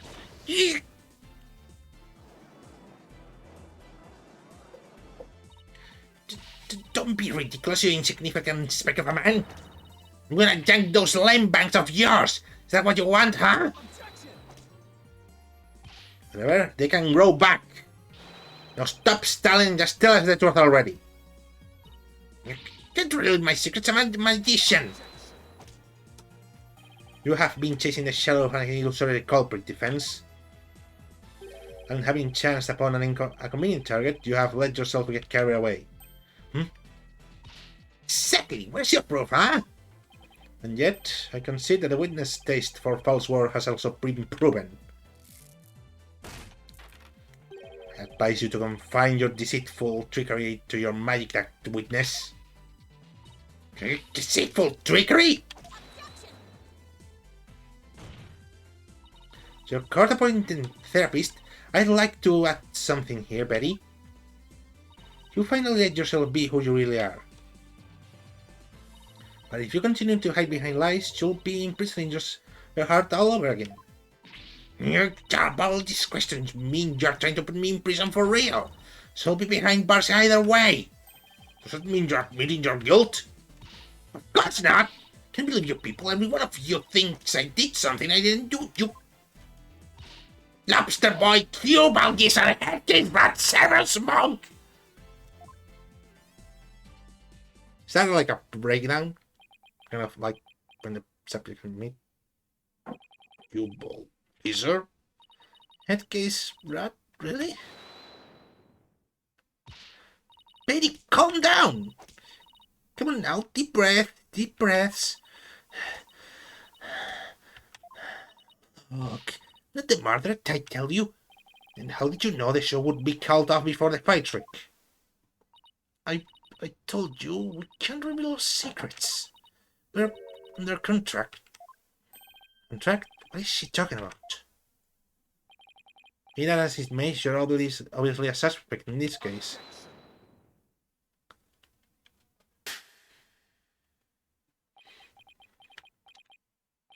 I'm beginning to see. The karmic threads that make up the intricate tapestry that is this case. Huh? Allow me to summarize your assertion's defense. First, that the victim was killed in Understitch Passage. Second, that the witness and the accused are the only one who could have done it. Exactly. What's more, Betty knew that their body would be found, and that the magic show then would be called off. Therefore, it's reasonable to conclude that Betty killed the victim understage. But if Betty knew that the show would be called off for some other reason. Like what? In the course of my investigations, I found it strange that the drowned set piece fell when it did. That, in conjunction with the body tumbling from the coffin in such a dramatic fashion. Oh! Are you going to accuse... What's his name? Yeah. Robin Atkin Downes. Was it Robin Atkin Downes? The guy who plays Iron Man. I don't know. He reminds me of him. Physically, of course. I don't think the guy is a dick. And I haven't seen any interviews. And yeah, this guy does seem pretty suspicious. I guess he's going to say that he prepared all that to get the $3 million out of Trucy. Or something. Well, to ruin Trucy. Because he has a personal grudge. It seemed too perfect for mere happenstance. Are you going to help us now? It was as I thought. The entire chain of events had been planned out in advance. Bonked. Planned out? After deciding to take this case, I carefully studied everything I could about the mass media in this country, read the newspapers, old news reports, and even browsed tabloid magazines. How very industrious of you, I'm impressed. During this process, I learned about a strange practice favored by the TV world. It's disgusting from it, apparently. Practice called the hidden camera prank. Hey, Bunny, you knew about this. You not. About the dead body appearing, the set piece falling, the show being suspended. You two were informed of this plan. By Tech2 TV in advance, correct? Damn! Is that true? Please let's tell them now. I can't hold it in anymore. Dang it! Fine, you got us! Everything the prosecutor said is true. The TV station paid us to cooperate with them on this plan. It was all a prank, a big setup plan. It's a raw prank, bro. No, a big setup plan out in advance. The Saru showing up dead in the coffin. The set piece falling down. It's all completely scripted. It was all prank.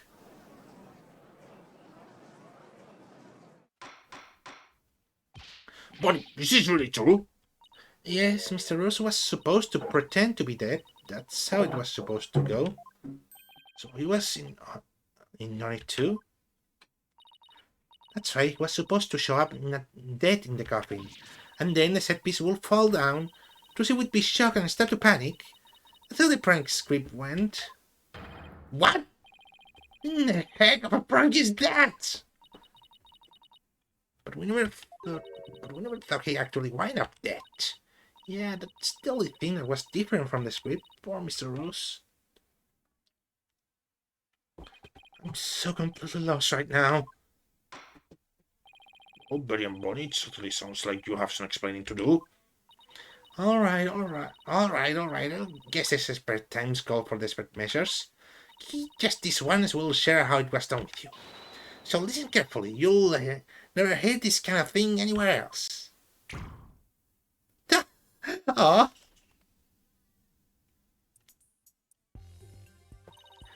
After the body shade trick, I went down to the understage. When Mr. Rose's body appeared from the coffin stage, it was time for Betty to do her job in the understage passage. Oh, I thought it was like Bonnie. It's time for Betty to do her job in the understage passage. That's right, I used the remote control for the winch connected to the dragon set piece. I made it fall down. Oh, that hard work you did, Apollo, just for a prank. Just before the dragon, and then before the dragon fell, called Trucy to the backstage so she wouldn't get hurt. After that, the plan was for Mr. Rose to come back to life in front of a panicked Trucy, who's supposed to laugh and fly up and away. That's how it was scripted anyway. But for some reason, he really did turn up dead, so he kinda just stayed on the ground. What kind of sick joke is that? Sounds like a totally mean-spirited prank to me. The poor defender was trying to do her magic show. Guess so. I'm sorry, Trucy. Whatever. Was all the ratings right idea? Yeah, it sounds like just the kind of thing that a guy like him would come up with. This is the prank script we got from the ratings, Raya.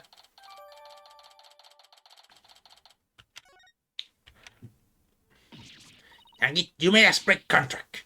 Now we won't get paid. But where does his soul leave us? Who killed the victim? When? Yes, exactly. Those are the key questions. Mr. Roos was only pretending to be dead in the coffin as a part of the prank. Then, when he was on the stage, there would still be life within him. And if that's the case, then Betty, who was also on the stage, may be excluded from list of suspects.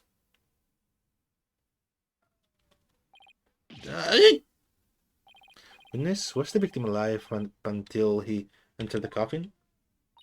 Oh, well, not we spill the beans. We might as well show you this video. Greetings, viewers. It is I, the great Mr. Roos. We are currently in the middle of the truth escape trick. I've been snuck through the understage passage undetected. I am now hiding backstage, preparing to play a little prank on Trucy. About to hide in the coffin, which Trucy will stab with her rubber shots. And when the coffin opens, oh, I will be any acting up as thought I met my maker.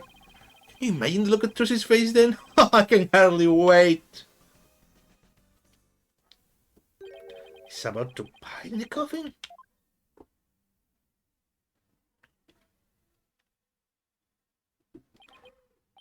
It would seem that the thread of karmic destiny have led us to the truth.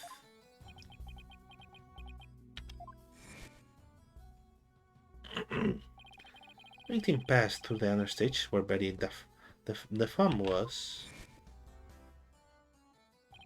and came up to the backstage area. We know this because Mr. Roos appeared to be backstage when he shot the video we saw. It appears that way, yes. Defense, you posted the following, did you not? What if the victim was killed under the stage before being put into a coffin? Then what about this video? Footage was taken just before Mr. Roos entered the coffin. Oh, so does that mean... Yes, it is horrible but true. The tragedy did indeed play out right there on the stage.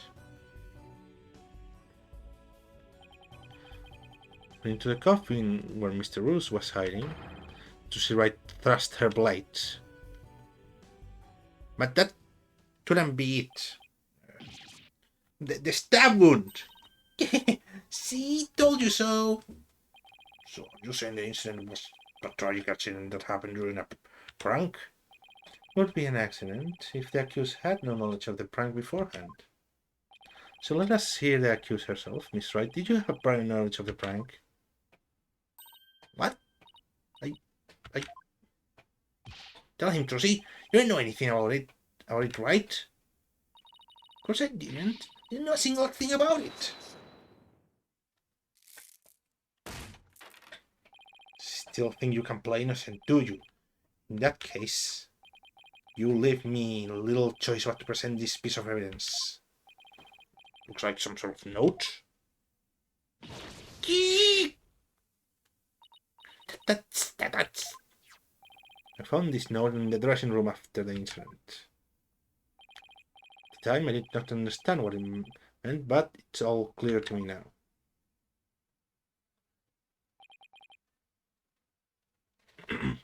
What's this? Let's see, it says getting the video camera after Mr. Roos come tumbling out. It's a note signed by the... It's a note signed by the accused. Instructed Bonnie to collect Mr. Roos' video camera from him, it seems. I don't get it. It doesn't make any sense. Found in the dressing room before the show. I saw it and realized that Tussie knew about the prank.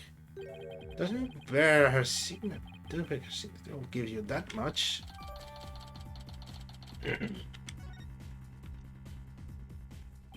To defend her paranoia of the prank? It would appear so, yes. When she learned about the prank to trick her, she decided to use it to her own advantage. So she thrust her steel sword into the coffin where the victim stood chuckling to himself. Is that not what happened, Mrs. Wright? Of course not! I didn't write or sign that note! Ah, but the handwriting matches yours. All evidence and testimony points to you being the culprit. But you didn't do it! It wasn't me! Explain the existence of this note. You can do that, can you not? I can. I can't explain this. I didn't write it, so I don't understand. I didn't kill Mr. Roos. You have to believe me.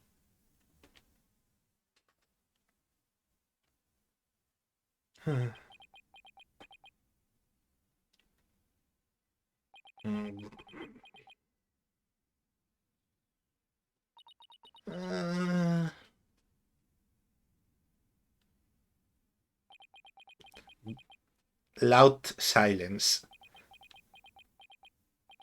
Silence is deafening. Continue struggling against the threats of your own karma, if you wish, accused. Even as you are inescapably caught in the web of fate, you spun yours for yourself.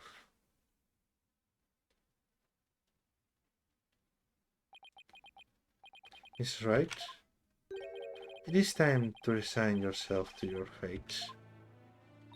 No, I didn't do it. I knew it! That sweet-looking girl, a murderer? She took it all. Wasn't with that eye of hers. Told you, she knew. Was a common-hearted little witch, but I didn't do it. I didn't. But doesn't anybody believe me? Shut up, you killer! I don't fall for that anymore! His bat. No! Your Honor, I suggest we put an end to this tragedy now. Give your official ruling and let us offer the victim's soul the last right it deserves. Well, suppose I have no other choice. This court hereby find the defendants, Trusty Wright. There we go.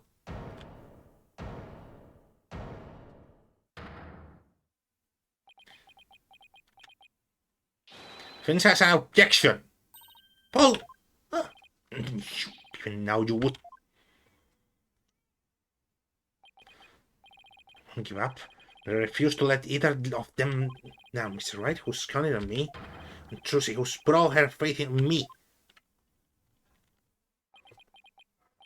Mr. Justice, the fact that you have been raised an objection means that you have evidence with which to refute the prosecution claims, correct? Yes, of course, Your Honor. We really have anything, Apollo? Actually, we do. There's one bit of evidence we can present here. Very well, Mr. Justice, you may proceed. So we saw in the show footage, there is no question the defendants thrust a sword into the coffin. The defense doesn't dispute this point. But let us not forget this was a simple magic show filled with tricks and illusion. You can't take anything we see at face value. So you're saying some sleight of hand was somehow involved? Yes, the defense contend that the sword the defendant used was not the cause of death. Now, what was Trucy told me she did that just before she threw the sword into the coffin? Well, let us see your evidence then, Mr. Justice. Remember, you interrupted my verdict to make this claim. You will be severely penalized if I find you're bluffing. Yeah, that's fine, Your Honor. This shows that it's possible the sword Mrs. Wright used was not the cause of death. To save? I think it was this thing. Contains the rubber sword, right? What's this? Sword from the show? That's right, Your Honor. This rubber sword was in the sword stand on the stage.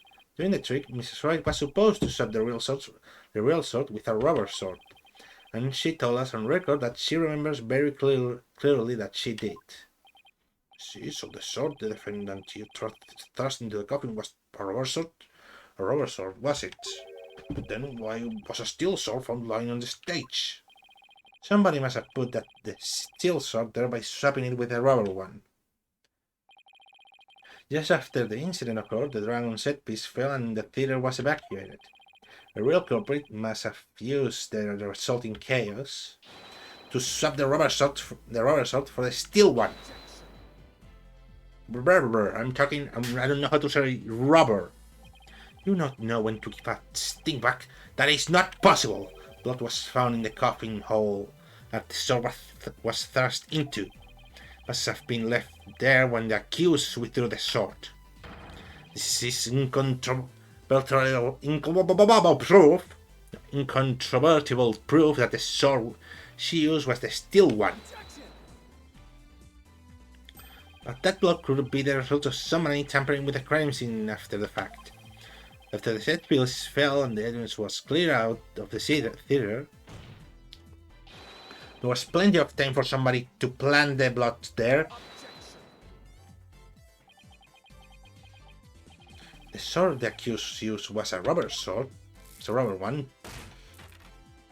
And when exactly did you propose the victim was killed, given that Mr. Rose was alive when he entered the coffin? Finding the answer to that question is precisely why we need to continue this trial.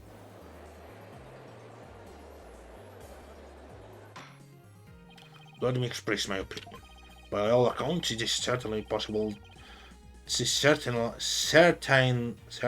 reasonable to suspect the defendant based on the evidence. But as to the question of whether the sword the defendant used was rubber or steel, I believe further discussion is warranted.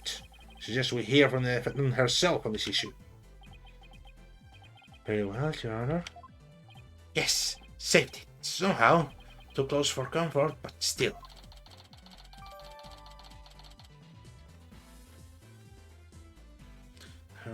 In the coffin house, possible the move was played after the fact. Okay, perfect. Thank you. Let's adjourn for a brief 15 minutes recess. Suppose that the prosecution and the defense to use this time to prepare. I'm going to use this time to rest a bit. Because my throat is killing me.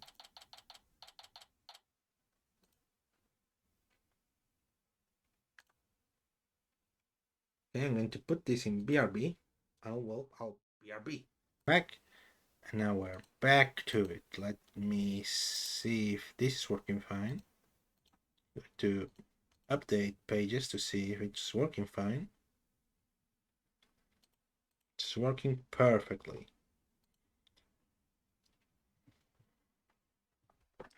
Okay, sorry about that. Now it's actually time to continue. April 28th. District Court, Defendant Lobby, number 3. What's Harry? Tell me about it. We barely made it through by the skin of my teeth. I can't say I'm crazy about that prosecutor Sandmahi either. You know, with the way he says let it go, move on, as if nothing. Let it go, move on, huh? Oh boy, am I interrupting the secret conclave of villains or something? Yeah, I knew it was you, fucker. Got your next evil scheme in the works already? What do you want? You're making that face, champ, and everybody's gonna change the channel. Look this way, Trusty, don't smile for the camera. Let's see those pearly white. Isn't that what the grammar crits tell you to do? Does it feel to see everybody online can stop talking about ya? Not calling you a real witch up there. Could this be the end of the troop grammary? Go away, you creep! Oh, what's this? Something just charged into frame. Looks like a yellow gorilla or something. Could it be Trucy's pet? Filming is prohibited inside the courthouse. Do you want me to get the bailiff? Oh, filming? What are you talking about? I don't even have a camera on me. Huh? Look at the camera. Oh! Oh, thank you for giving me the whole picture in, well, less than a picture. Don't let me guess, this guy was a magician. And a magician that was run down by the Grammaries. If that's the case, I'm going to laugh at it. Not really, but still. Just disappears right before our very eyes. I'm enjoying the rest of the Trucy show from the gallery. Put out a call for Trucy fans to come and support her. I put out a call for Trucy fans to come and support her earlier, by the way. But I'll get some great footage out of them. It's very good. I'm glued, baby. Calling some Trucy fans, but what? But for what purpose? Apollo? I think Mr. Resin said this. That was some high-level sleight of hand, huh? How would he know how to do something like that? I don't know, but he definitely has some serious magic skills. No, but I thought his magicians were a bunch of good-for-nothings. Mr. Lawyer? Oh. Bonnie. Hello, Bonnie. Can I help you with something? Well, there's something that's been bothering me. Really? What is it? Well, you see... Hey, Tabby, what are you whispering to Lobster Boy about? Betty, what the heck do you think you are? Are you crazy? You want a piece of this? You know you have to talk to me before you do or say anything, you harebrain. Boy, shut your mouth, you dumb bunny. Come on with me now. I wonder what was bothering her. There's no way we're finding out with Betty constantly hovering over her like that. Court is about to reconvene. Will you be alright testifying? Yes, it's just... I wonder what Mr. Reddings what has up his sleeves. Probably cards. No. No, he's bringing actual funds. Yeah, probably not. Wonder what he has up his sleeve too. You better be not trying to get under Trucy's skin right now, of all times. You're Trucy right and you'll be fine! There goes Apple with his best streak. That's right, whenever I feel it down, I always tell myself I'm fine. Alright, I'll give you that try. I'm Trucy right and I'm fine! Thanks, Polly. Think I can do this now. There, girl. Good luck up there on the stand. You'll do great. Thanks, I'll be fine. I can do this. Alright, Justice? You can do this. time to focus on the rest of the trial.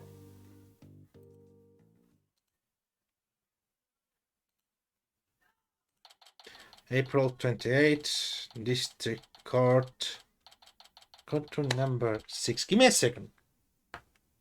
The hell was that sound? Hopefully that didn't get into the stream. Court is now back in session. Defendant, please step up to the witness stand. Susie Wright, magician. Here comes the liar, the deceitful witch. Throw the martyr in jail, the last member of that criminal troupe. Boo! We'll see you on any stage. Susie gets cancelled. Theoretically, it will be quiet, or I will have you all thrown on the spot. It's with all the hecklers. And they are the fans Mr. Rottings invited. You're a grade A jerk. He's not going to psych us out. No, that's right. Scott would like to know if you switched from the steel sword to a rubber one on stage. So please testify on this issue. She's going to try and trick us again with her magic. Hurry up and come pick her already. Even the death penalty. Yeah. What? Wasn't that like a cat? Yeah. That was a yeah. Silence of you. Won't tell you again. This is right. Do you feel able to testify? Yes, I'm fine, Your Honor. Susie, I knew I shouldn't have let her go through this. I'd like to make a small request. Oh, instead of testifying with words, I show you exactly what happened. Would that be alright, Your Honor? I can witness my stupendous sword using magic and judge it for yourself. Despite of everything, she's still smiling. But Trish is amazing, isn't she?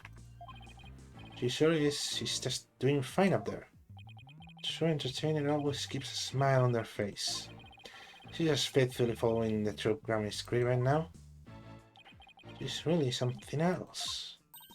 It's showtime for magical girl Trucy Wright. Watch carefully now, everybody. Okay, this is the stupendous sword switch. Ladies and gentlemen, please focus your attention on this sword. Allow me to demonstrate. Just how sharp this blade truly is. See that? No tricks or gimmick. Very sharp sword indeed. And then, ladies and gentlemen, watch as I take this sword and... Presto Sordo! There, I've switched it. Now... Hop! You can see the blade is not steel but rubber.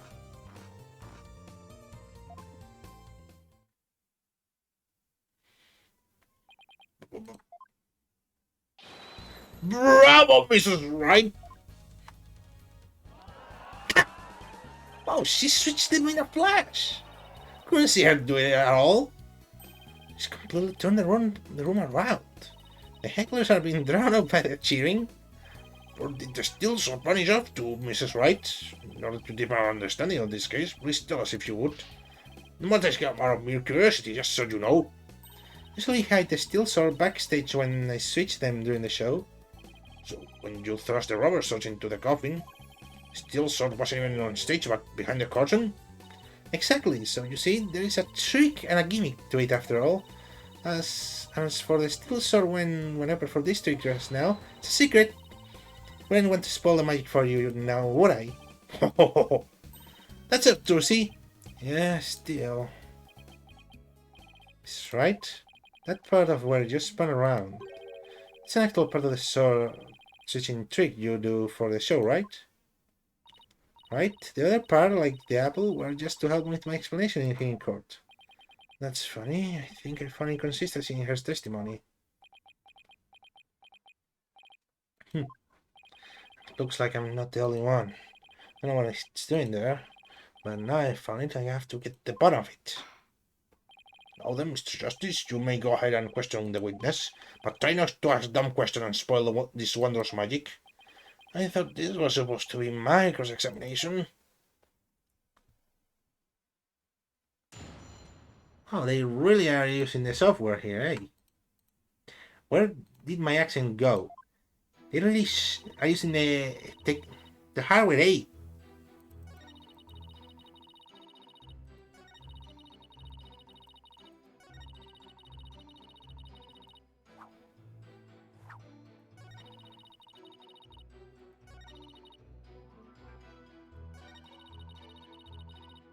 Hmm. So you switched the source when you spun around just now. That's right. It's the same way I do the trick in the actual magic show too. But I'm also doing a lot of extra things that I don't do during the show right now, though. The key point is the source switching. If only we could prove she did it during the actual show too. Right, prove that she switched them during the show. What's the matter, Apollo? You look troubled. Oh, it's nothing. Oh, this is quite the pickle. How should I go about handling this? Mrs. Wright, please continue with your trick. So you will witness me switching the swords.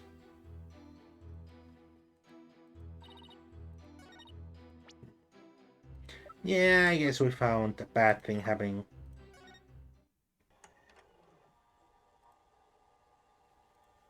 Let's see the bad thing.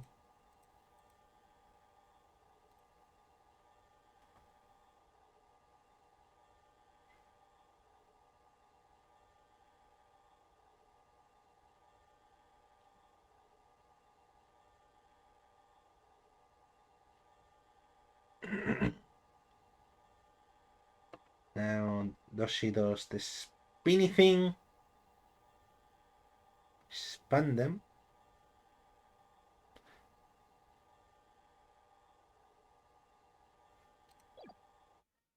Yeah, I guess I have to present here. I want to save because I'm a coward. Sorry about that, but still. Objection! There we go. That's right, there's something I'd like to confirm with you. What is it, Apollo? There seems to be a discrepancy between the way you perform the trick just for us just now and the way it appears in the show footage. What? But that can't be. I performed exactly the same way both times. Then what's going on here? That's right. I have the show's footage right here, and the part where you twirled your cape around is missing from it. What? But I did it! So? That is the exact moment you switched the swords? Yes, that's right. No, it...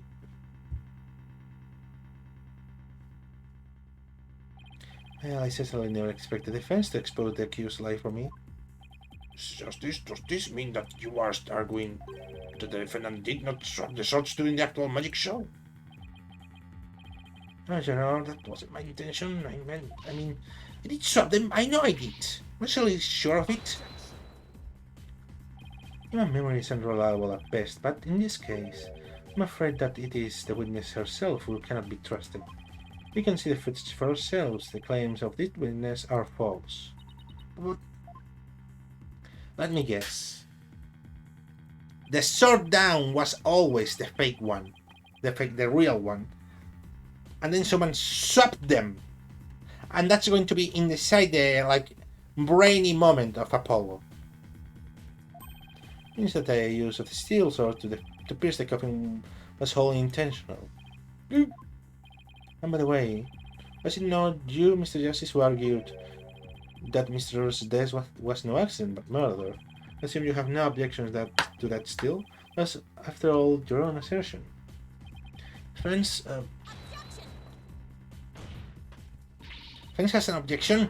To you, Mr. Apollo Justice, the man you withdraw the discrepancy you pointed out now, but there is a discrepancy and it must mean something, I'm sure of it.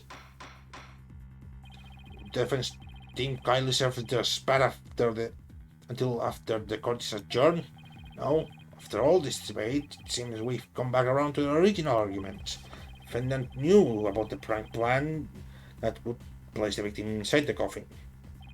What's more, the defendant did not perform the searching trick on stage.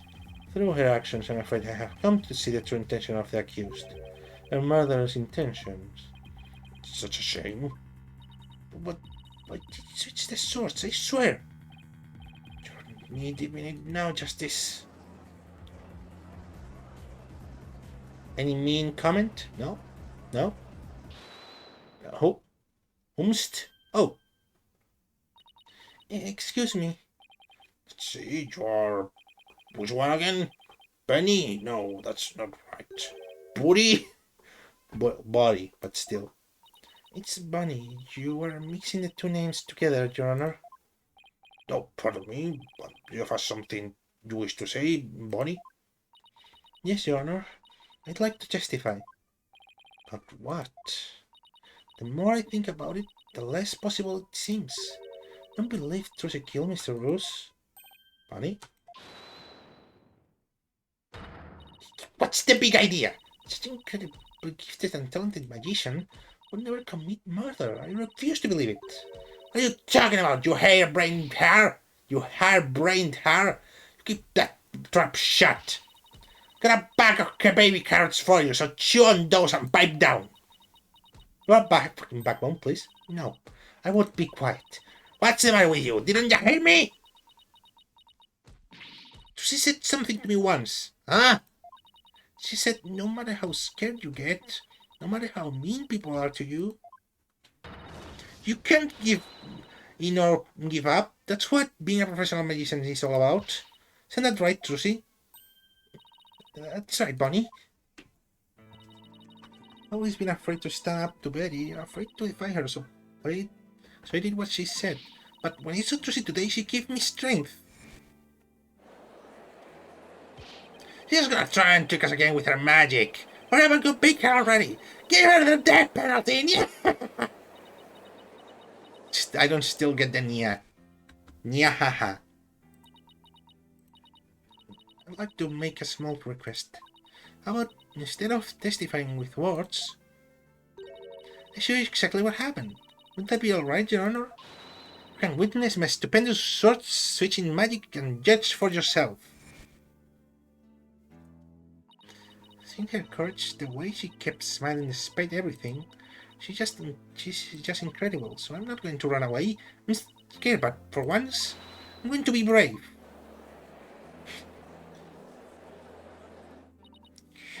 What have you done to my sister, Trucy, right? You practically brainwashed her. It's the power of Trucy's conviction. That's what it is. I touched Bonnie's heart. Yeah, Trucy's really one magical girl. Bonnie, is that a bit of your testimony related to that thing that was bothering you? The thing you tried to tell us about in the lobby during the recess? Yes, ever since I saw the show footage, something has been nagging me. I'm not exactly sure what it is, but something is off. I feel like something about it is different from what I saw on the stage. What do you mean by that, Bonnie? If what was shown on TV is really the same as what happened on stage. Of course it is. The show has only been performed once after all. Can't show anything other than what happened on the stage yesterday. But Bonnie's testimony deserves our attention. If I had to examine the show footage, what can we check it against? Do you have other footage of the show? Well, I have some show footage. You do? One of the TV station cameramen said he was a big fan of mine. He kept his camera on me throughout this entire show. And then afterwards he gave me the footage he shot as a present. He did. To tell you the truth, I thought it was kind of creepy, so I was going to get rid of it. Please submit that footage to the court! No, then, let's take a look at this new footage. I said it like that, like Apollo being preoccupied about it losing the thing.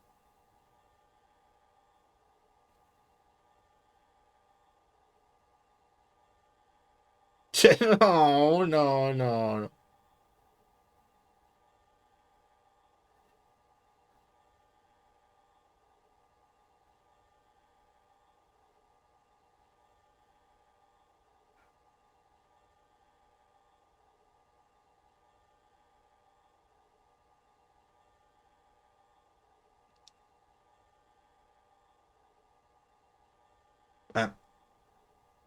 What's...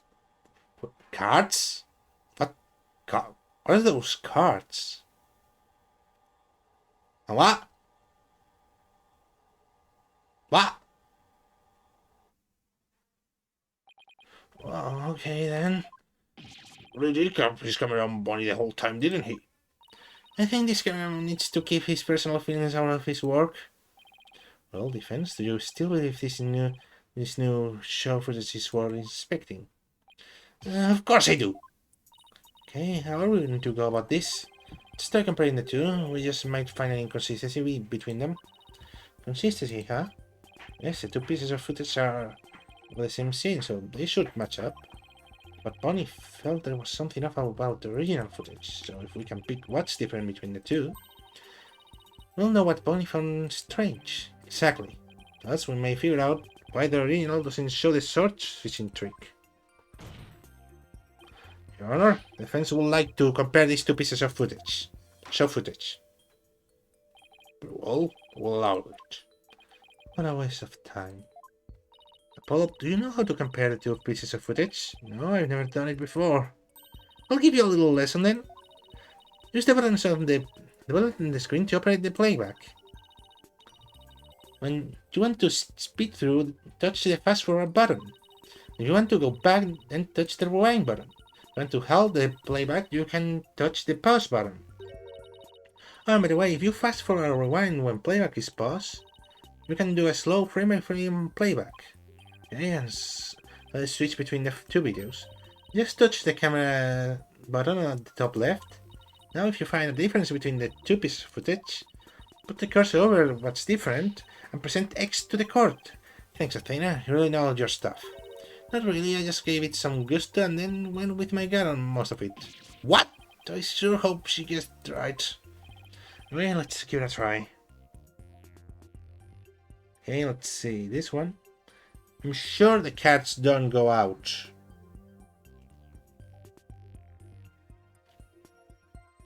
This happened.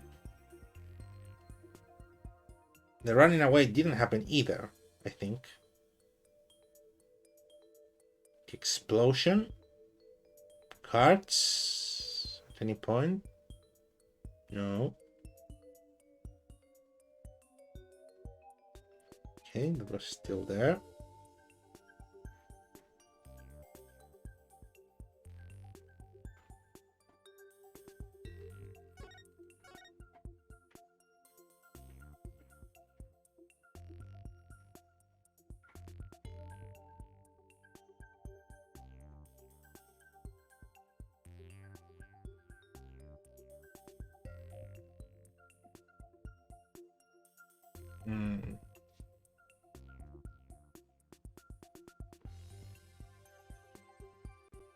Let's go back to the present. Okay. I don't see the cards thing. What? Okay, yeah.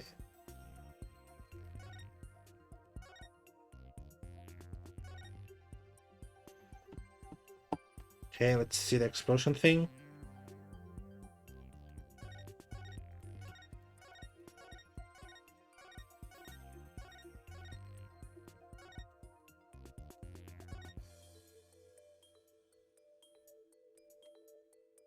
Go back.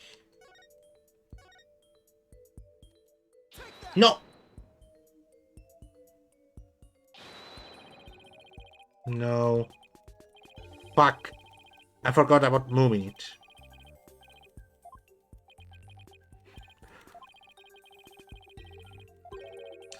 Oh, sorry, I'm not reading this. I'm just mad that I didn't think of moving.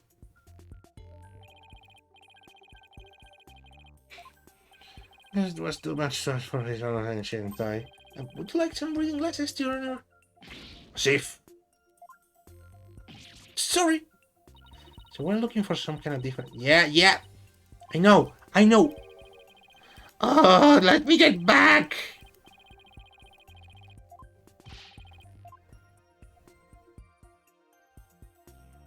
Fuck. I'm going to do a safe stage. Safe state. And fast forward it. Again, please. stop the alarm because fuck it.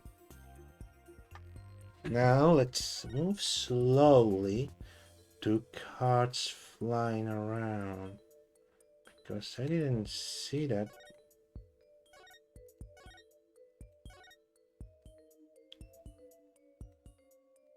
No.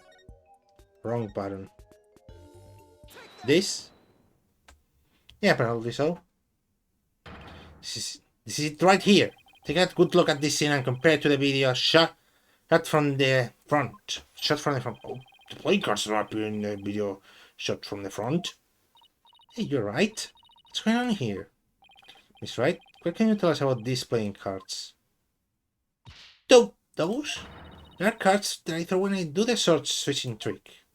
What? Does this mean? Yes, it means that the sword switching trick was cut from the TV show footage. So the footage was edited. Yes, with malicious intent. That is absurd. Well, we must get to the bottom of this right away. Well, if the TV station might still have the unedited footage. Want to see what you can find? Yes, Your Honor. Let me guess. This guy said hold it. No, yeah, it's this guy, right? Yeah. This asshole who looks more drawn than anyone. It's you. It's me. Goodbye. No. Oh, I'm Your Honor. This is just a big misunderstanding. Believe you me. This is a... Believe you me? I don't understand. Give a guy a chance to defend himself before you start putting fingers. Who you might be? Right, sorry about that. Get ahead of myself there. Here's my business card. Charmed to make your acquaintance, Your Honor. Oh, very polite of you. It's lovely to meet you too, Prosecutor Satmahi. Please take my card. Business card. Ah, yes. I read about this custom among businessmen in this country. I've even familiarized myself with the various replies. How do you do, good sir? Or what's cracking? It's cracking, homie! What's cracking? Fuck! What's cracking, homie? No, I gotta cut this. I gotta, like... Yeah, save this.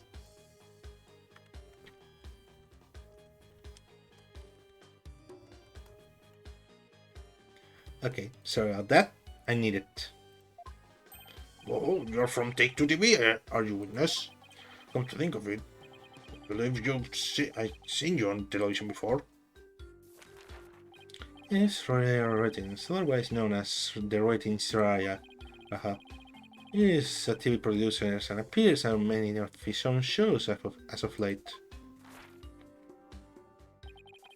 He's best known for his catchphrase, "Hang loose, baby." Why, so you are the Raging Raya.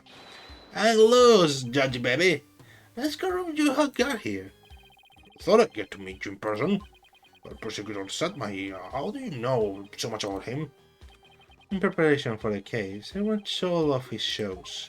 Found the Ratings Raya's go-to burger barn of particular interest. It inspires me to visit that restaurant straight away and to learn more about the local cuisine.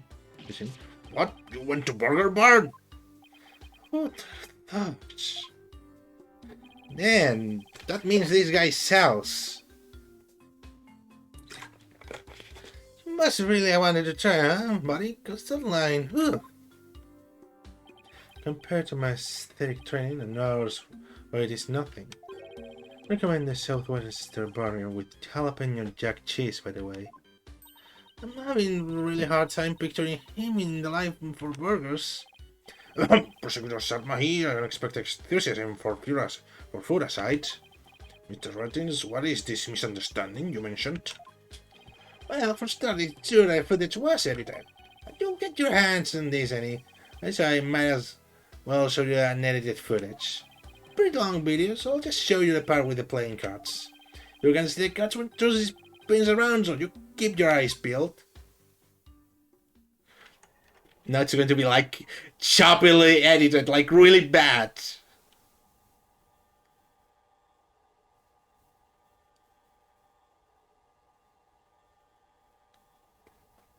So she switched the swords. You see the part of the one those cut where Josie switched the swords? He spins around the playing cards and go flying. Everything's like it's supposed to be.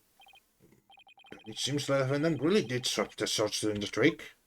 Which means the sword Mrs. Wright thrust into the coffin was the rubber one. In other words, Mrs. Wright couldn't have killed Mr. Rose. Yeah, see, that's the first misunderstanding right there. What do you mean? Well, Trucy definitely did swap the swords, as you saw. Yeah, maybe she didn't kill Mr. Rose when she stabbed the coffin. That just means he was killed after he showed up pretending to be a corpse. So you're saying that up until that point everything was going according to the script? If that's true, then when and how exactly do you think he was killed? Just after the drown set piece came then crashing down.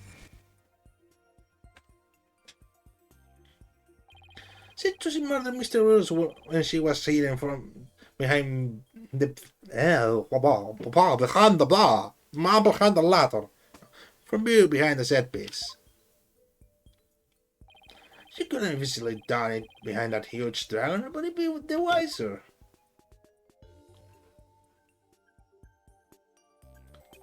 I see. Indeed, there's a ring of truth to your assertion. You bet, plus there's a suspicious looking shadow in the footage too. Towards the end of the footage, just before the dragon hits the stage. Maybe it's easy to just see it for yourselves.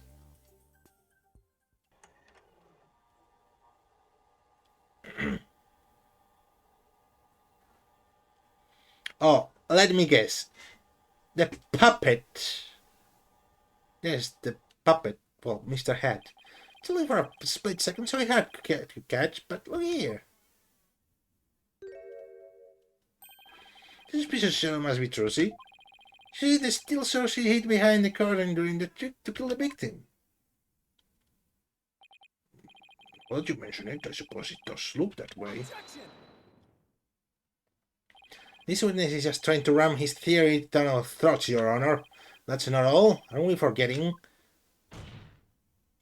that the witness willfully deleted the sword switch out of the footage? You see, there's your second misunderstanding right there. Would you mind if I testified about it? I've seen people testifying to me, and I've always wanted to give it a shot. Come with me, Prosecutor Salmahi. This is quite unexpected. It threatens to disrupt the karmic course of this case. Hey, let up, pretty boy. Get a lie what I got to say, promise. Very well. However, if you do anything to impede the last rites for the victim, I will have you removed. Right. With Prosecutor Salmahi permission, please give us your testimony, Mr. Rettins. Roger Rettins, Rettins Raya, now Kaiser of the courtroom. Now I'm taking over the floor, so listen up, loyal viewers. Let me get there's a cameraman around here. Wasn't delivered. It wasn't delivered, I'll tell you. What is it meant to be? Did I tell you? Since it was spliced together and long corporate scenes are cut out. All the stations edit footage this way. It wasn't like it was done maliciously or something. It was just coincidence that particular scene was cut. It wasn't intentional. Or what? You got some proof that I had ulterior motives for editing that footage? See, so you were saying it was a coincidence that the sword swapping scene was cut? That's right. Glad you got the picture. Coincidence? That's just a little too convenient if you ask me. Ooh, an objection. How cool. Sure, it packs a lot more punch when you hear it live. But again, I want to get another shot from a different angle. My objections is not for your entertainment. And cut there. Got some good stuff from there. Mr. Rettins, filming is prohibited inside the courtroom. Oops, my bad, Judge. But if the defense has an issue, it can point it out during the cross-examination.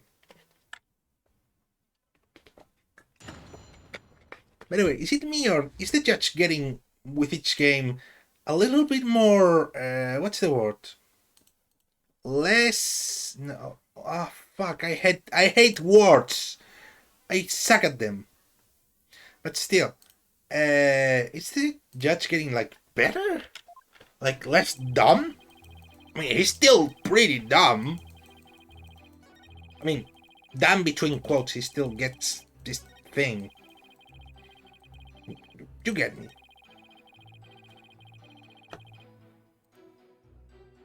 Well, I don't think it is, but let's see. The first party will pay all expenses for the magic show.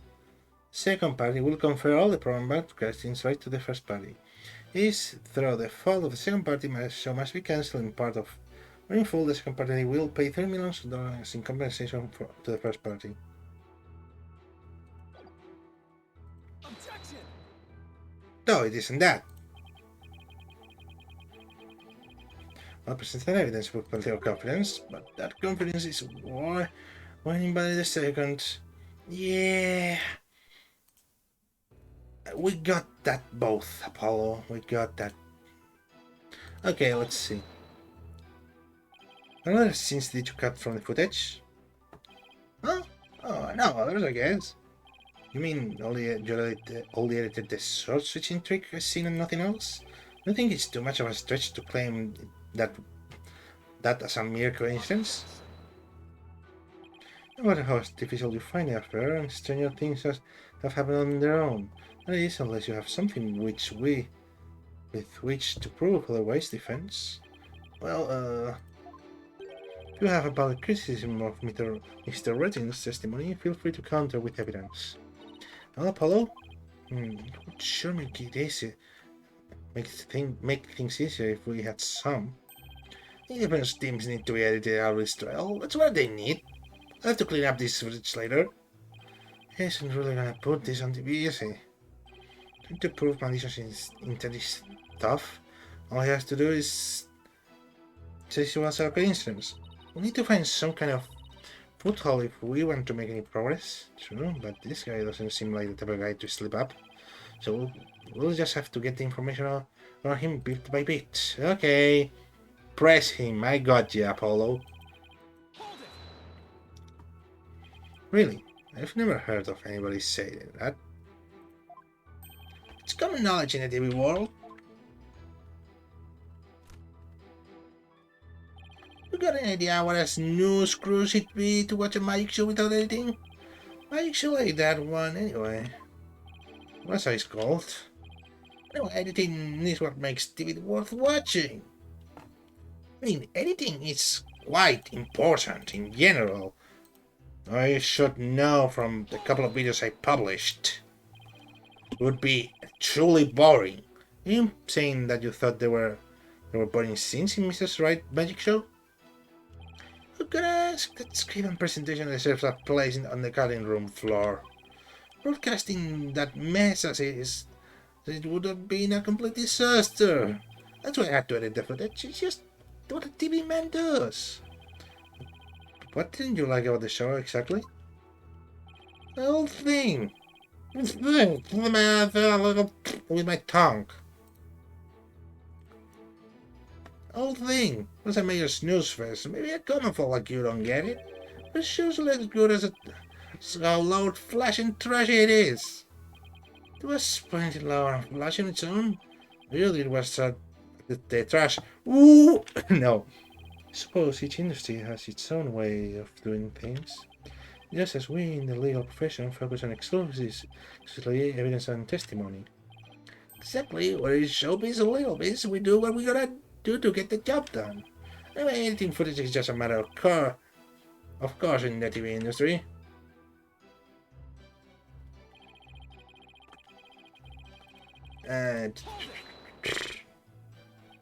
Wasn't done maliciously, huh? I get the distinct impression that you bear feelings of ill will towards the troop Gramarye. Huh? What makes you think that? The things you yourself has said. You miserable memory. You'll see, I'll dig up the dirt, expose the dark heart behind that sweet smile. Prove those Gramarye magicians are all a bunch of lowlifes. I also get the impression that you felt this way for a long time. Words such as those can be interpreted in many different ways. For example, Though I bear the defense no ill will, I would not hesitate to say that he is a good-for-nothing lord of a lawyer. You bear me no ill will? You could have fooled me. Yet it is the truth. I am only strict on you, as it seems you have strayed from the path. If you have any objection, Mr. Justice, please make your case with evidence in the future. Mr. Reddings, please continue your testimony.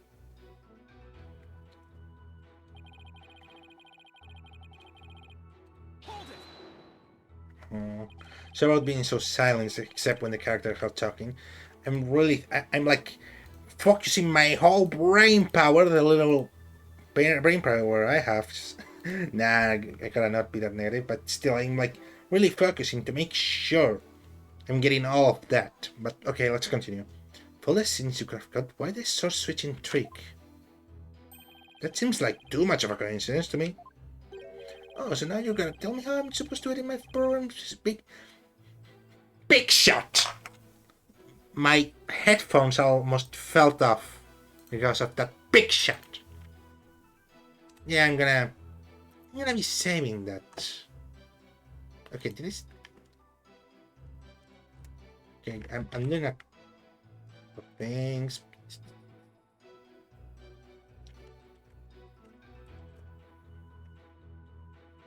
Okay, sorry about that. And I closed the. I had closed a bit that thing. Okay, let's continue actually now. Set me in the basket. You're gonna make it. You're gonna make the tough choices, like which content gets cut. And let me ask you this: why exactly did you make such a tough choice in this case? You wouldn't understand, champ. It's all about artistic vision. I tell ya, people tell you how to do your job when they know the first thing about it. I don't know TV, but I know evidence law. And boy, do I have some for you, champ. I may not be able to show you your selective everything was intentional. However, I know you bear defendant ill will, and this evidence will prove it. Okay, me too.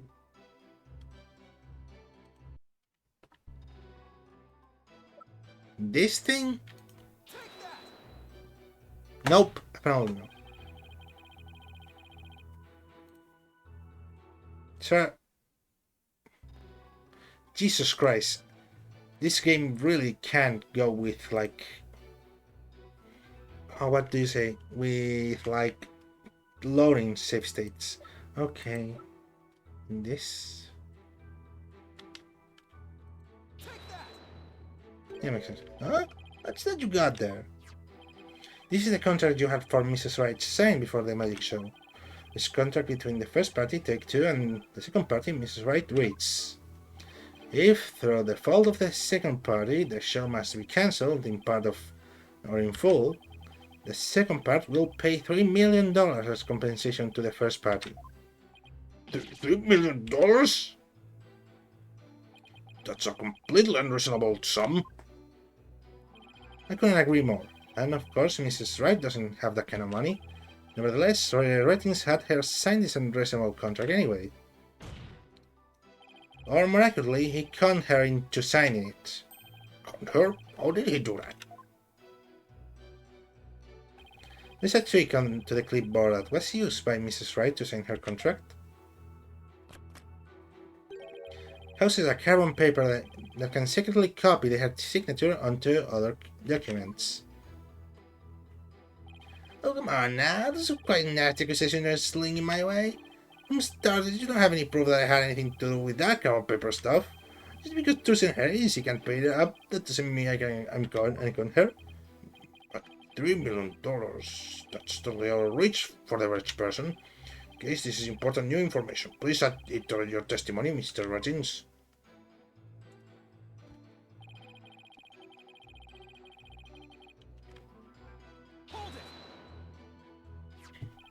This clipboard is yours, though, isn't it, Mr. Rettins? Well, it belongs to the TV station anyway, that much I know. Maybe it was a little prop from one of our TV shows that got used by mistake. Or maybe you used it on purpose. To come, Mrs. Wright. Mr. Rettins has already stated that he did not. Mr. Justice, please do not use this trial to try to get out of paying your agency debt. That's not what I'm doing. Proof Mr. Ratings is connected to the carbon paper, huh? If Trucy's signature was copied onto the fake contract, then there must be an original contract that Trucy actually did sign. True, but I bet Mr. Ratings is too savvy to leave something like that behind as evidence. But what if her signature was copied onto more than just the fake contract? Like a third document with Trucy's signature on it? You have seen anything like that, though?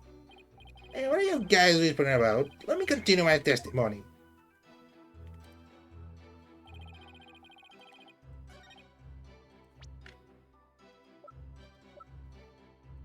This thing?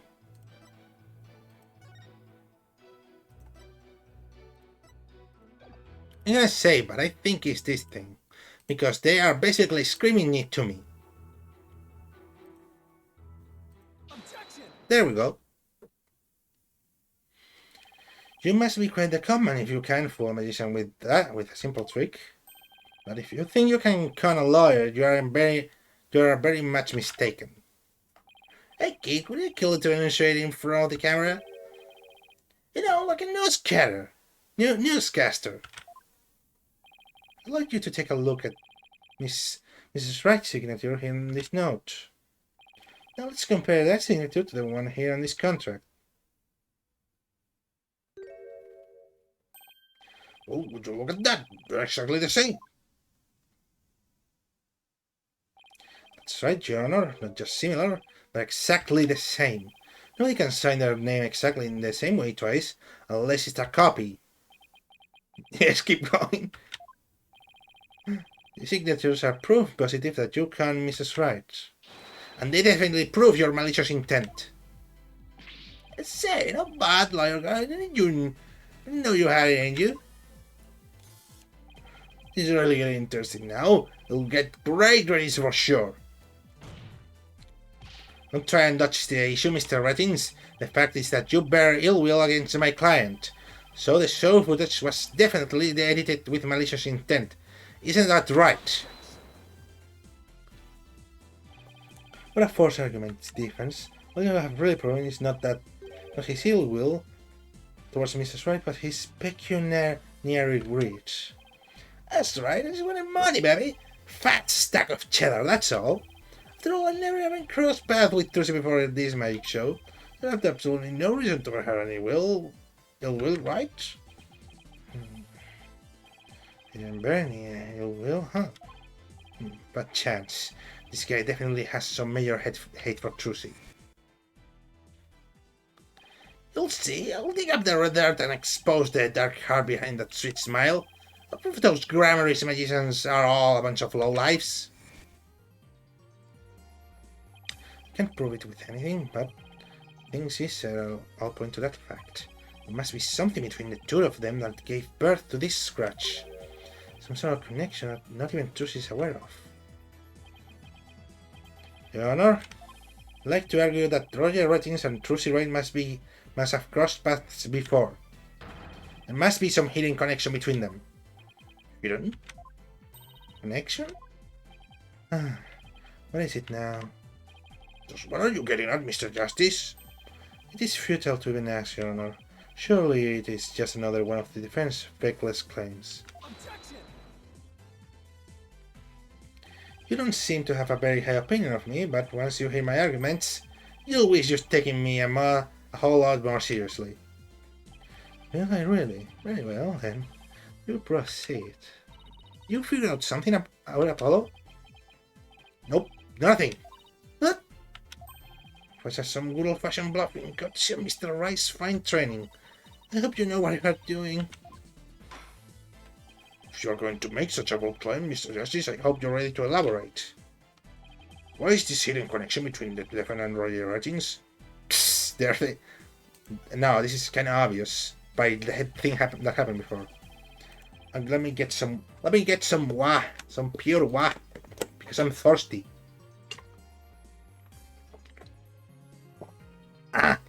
I'm dying. Okay, let's continue. That sleight of hand Mr. Ratings did during this recess earlier. Fill Movement is prohibited inside a courthouse. Do you want me to get the bailiff? Huh? Movement? What are you talking about? I don't even have a camera on me.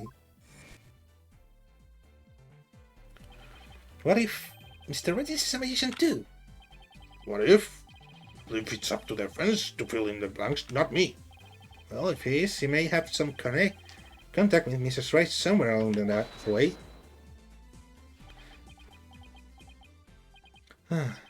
Your argument is hardly worth responding to. But, by all means, please do continue. A passage in the sacred scriptures of tourism states, "He who gives a sermon to a monkey is himself a monkey." Yeah, it doesn't matter what you say, that dimwit isn't going to get it anyway. But we saw Mr. Rettins perform a magic trick.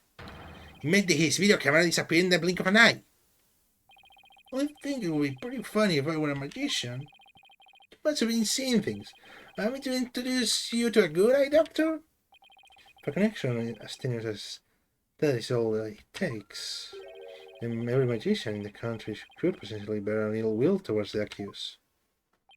I guess you're right. I'm not the sharpest knife in the drawer, are you, shortstop? You would do well to plans that pursuit mine of yours in the holy waters of the mountain Pony Pony. 3 days under the fridge waterfall, even you should rise to the level of a monkey. A numbskull for a numbskull. A numbskull for a numbskull. Well, this numbskull has thick skin, so there. I think I get what they're driving at. Even if he's a magician, it's not exactly a reason to bear a grudge against Tussie, is it? Hold on. I can't think of one person, a magician who has reason to bear a grudge against Tussie, or rather, one magician who has reason to bear a grudge against Troop Grammary. Oh! Are you... Wait a moment. Wait a goddamn moment. No. Cancel one.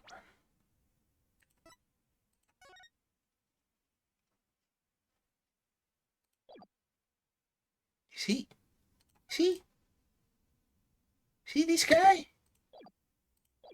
Mr. Ross? No way! Oh. Something wrong, Mr. Justice? Your Honor, the defense wishes to submit evidence at this time. See, what sort of evidence do you have for us? Evidence that points to the real killer, the one who had motive to commit this crime. What?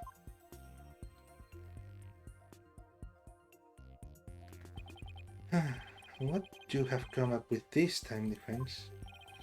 To raise the sole heir to the Troop Grammary and its name, this puts her square in the crosshair of one particular magician.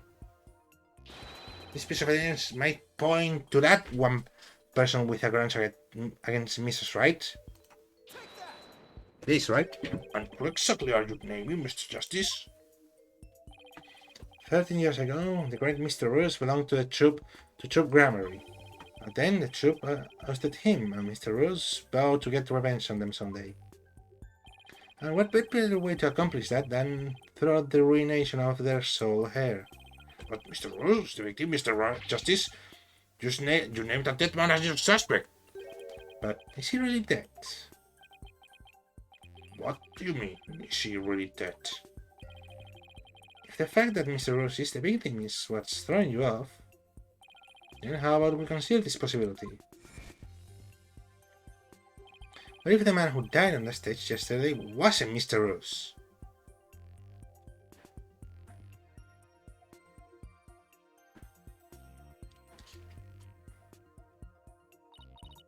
What? You mean the king was an imposter? Sorry about that. Not Mr. Roos? Then what about the real Mr. Roos? Would mean that the real Mr. Roos is still alive. That's absurd. His outfit is horrible. I wouldn't go to the street with that put on me. To make some comments, but still, it's ugly. So who is the real Mr. Rose if not the victim of this case? It's all coming together now. Can I see a gimmick? A trick to this entire case. I get it. They did the thing. You should explain everything, Your Honor. The real killer, the one who hated Troop Grammary, wanted to sully its name. The magician lurking in the shadows who set up a fake Mr. Rose in his stead.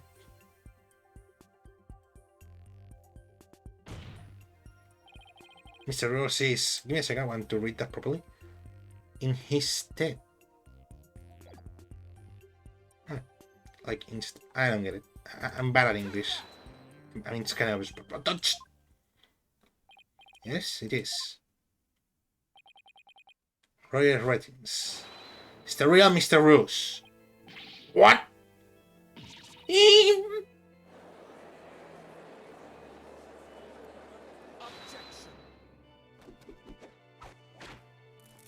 Oh, I sent that. Oh, hollow red pepper. Very important seeds sprout not but meaningless, empty words. You can't possibly have proof to support such an outlandish theory. No idea for a soap opera. But not even a diehard fan of the genre would stick past the pilot. You want proof? Oh, I've got proof. I can prove it by proving that the Mr. Rose in yesterday's magic show was fake. To do that, just need you to look at this spot on the poster. Yeah, I think the game really is the goddamn game is really well designed. God damn it! Like the game part of this game, sometimes I forget about it. I mean, I'm playing it, but sometimes it's just, ooh, where does this go? But really well designed to put like, hey, look. This is the injury Mr. Rose sustained while practicing magic trick 13 years ago. However, the video the victim shot of himself showed no trace of that injury. Mike, you're absolutely right. Now, Mr. Restins, what do you suppose we find if we took a look at your right forearm? Is there by chance a nasty 13-year-old scar under that sleeve of yours?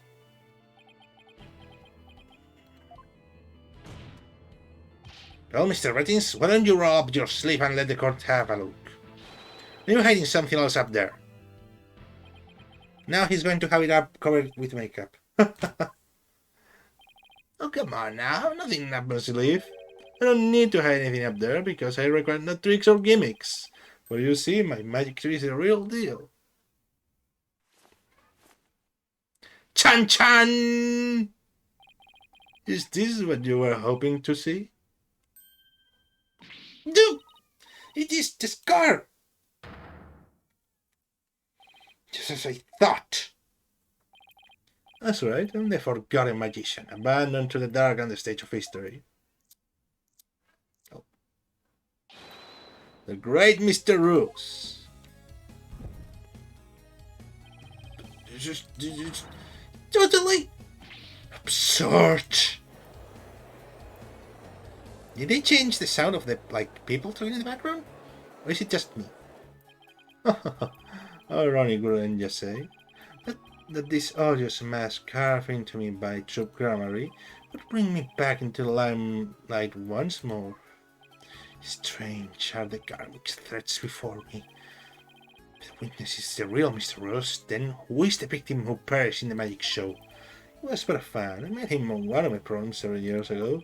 He said he had become a magician out of the ambition for the great Mr. Rose. In confidence, I told him my true identity and let him take on my mantle. When did this man take over for you? About 2 years ago. I learned him my tricks and even acted up as his producer. So a mere amateur became a popular magician overnight. Good to see us my magic on the stage we call television. Hope you enjoyed the show. You really are so fooled. Mr. Rettins, or should I say, Mr. Roos? You hater of group. Oh, you're hater of true grammar. You killed the victim, Mr. Mystery. And then set up Miss Right to take the fall, didn't you?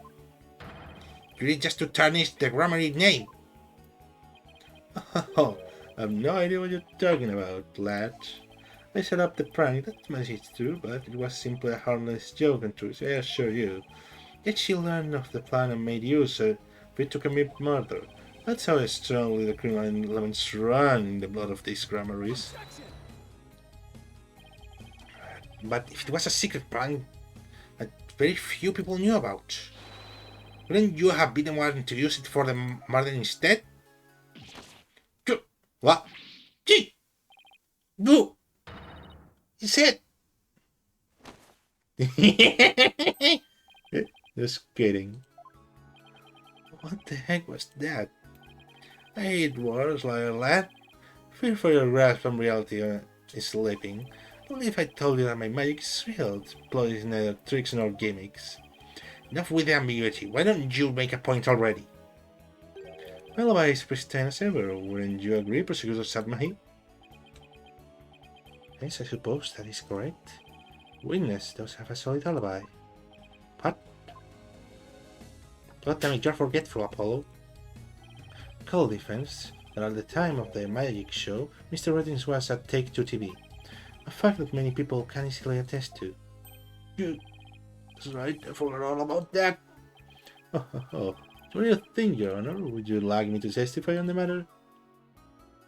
Yes, I think you'd better. Please tell the court more about your alibi. Very well then, with the show. You're watching Magnifique Grammary.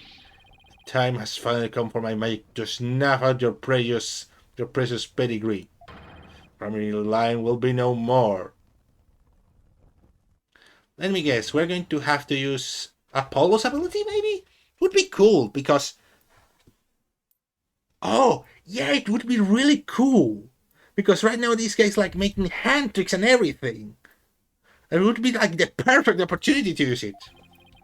I was at the TV station at the time of the Penrose performance. I was busy working on another TV program. I could spare no time for the magic show. Do I ask my staff if you doubt my claim? And there it is, a simple and perfect alibi. No tricks, no gimmicks, just the truth.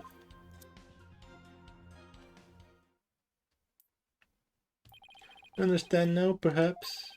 I did not grace the theater with my presence until after the incident. So how could I committed the murder? Staff did say he was at the station, so it sure does sound like a rock-solid alibi. That can be right. If Mr. Rettins is the killer, he had to be in the theater. There's gotta be a hole somewhere in his story.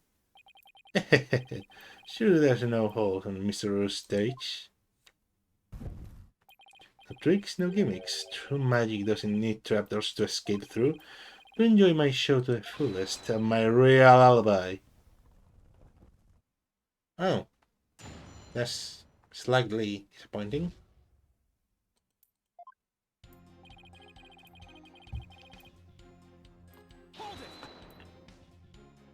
I mean, he could have done it afterwards. He did give that idea. But you did come to the theater eventually, isn't that right? Indeed. Anxious to see how the show was progressing, I made my way to the theater. Let's see, my journey took about 10 minutes by car. Would he actually have been at the theater during those 10 minutes, killing the victim? Allow me to stab at it reading your mind. Haha, would I have been at the theater during those 10 minutes, killing the victim? No, I took a taxi. The driver can attest to that. Feel free to call the taxi company. My word does not satisfy you. Driver is a big fan of the reading Raya. I even gave him my card. Give the driver his card? That was very clever of him. Jesus Christ, it's lagging. You might as well give it up, lad. Questioning real magic is a fool's errand. Besides, you know very well what I was doing at the time of the incident. I'm slowly going to turn into fucking either Kronk or like Joe from Family Guy. I think I'm almost there. I know I'm going to keep like with these boys. What was this other TV show you were working on? Special project, you see. One moment. Perhaps this is more appropriate. It's the ratings. It's the ratings, right? Oh, wait me a second. I'm gonna change my voice. It's a Range Radio special production. Yeah, hang loose, baby. It's called Desperation Regeneration. Switch personas just to say that? What's the show about?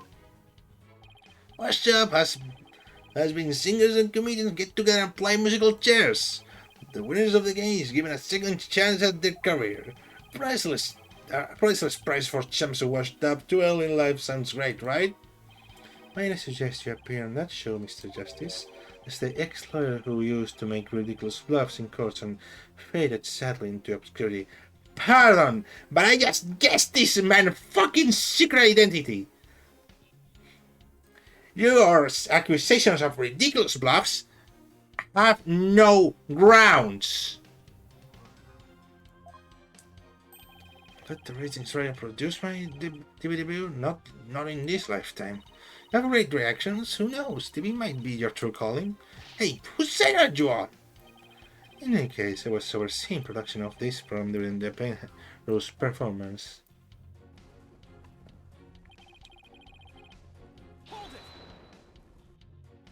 We already know those staff members aren't in cahoots with you. I made it my business to perform solo, but magic has neither need nor one of assistants. After all, one of them could reveal the secrets behind my magic, could I not? So he doesn't trust anybody, huh? He's the complete opposite of Trucy. There were many people there in the studio audience who saw the witness as well. Even if he had been able to persuade his own staff to cover for him, he could not have convinced so many complete strangers to do the same. He really has made a rock-solid alibi for himself. Yeah, it's almost too good, you know? It's eerie perfect how it is. Has all been revealed to you now?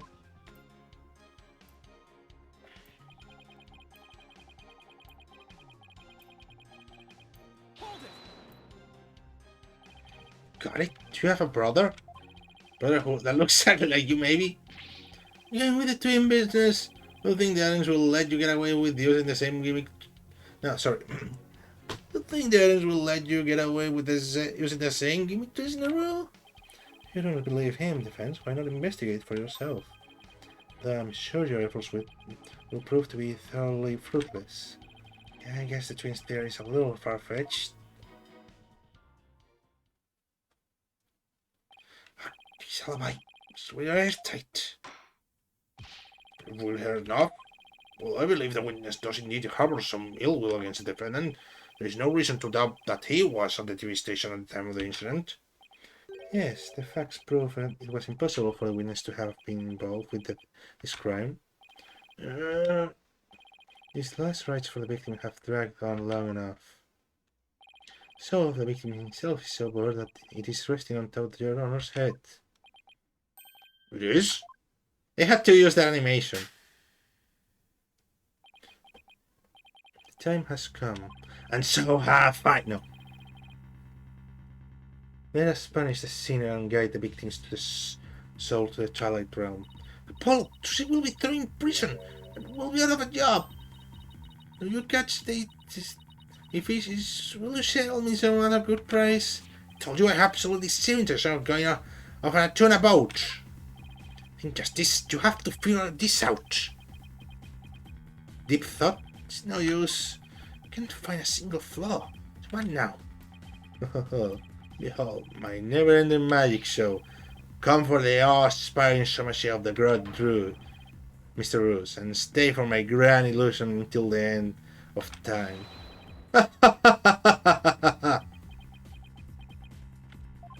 Wait, is he saying still trapping say some sort of illusion of his? That's what professional magicians do. They make their audience see something that isn't really there. In other words, you make us see illusions, right? Call it misdirection. While we keep you busy believing one thing, we're busy making something else happen. What we say isn't really there. And what we say is there, it really isn't. And what we say isn't there, actually is.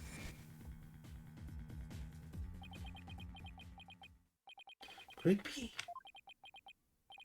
You know what, Mr. Rettins? Yes, we all have been spectators to the elaborate illusion you prepared for us. Illusion that has suddenly turned our attention towards something you wanted us to see. What are you going on about, lad? You got something, Apollo? Is there something Trucy said about misdirection? The magician said it says is there really isn't, and what they say isn't there actually is. We'll be taken for a ride by Mr. Redfin's magic. Maybe he made us see something that wasn't really there. It's time to rethink all my assumptions about this case. What have we made to believe was there when it actually wasn't? What have we taken to the absolute fact of this? To be the actual fact of this case?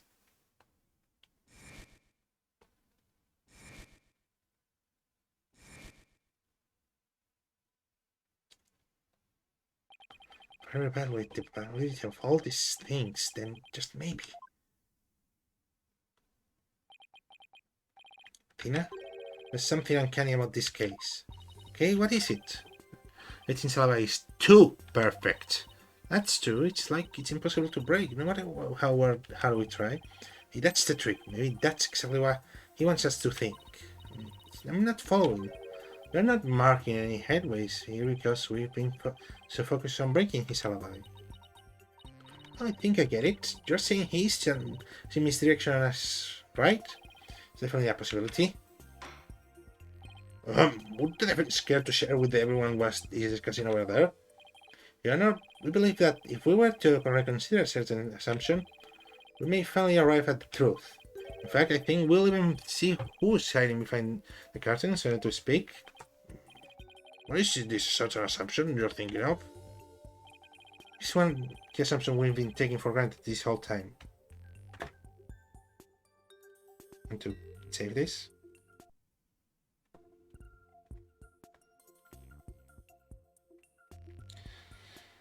Roger Rotting's guilt is something that isn't granted, sir. That can be it. The culprit was unseen. It could perfectly be that Trucy was pranked.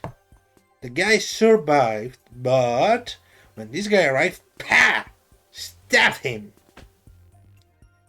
Then the crime seemed, well, can only be two places. So either this or that. I don't know if I saved, but goddamn it, am I going to make sure that I did. Okay, now we're fully sure about that.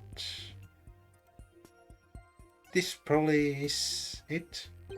What if the culprit was somewhere other than the Peter at the time of the crime? What if there is some way to commit the murder without actually being there? If that were the case, then Mr. Rettin's perfect alibi would become irrelevant.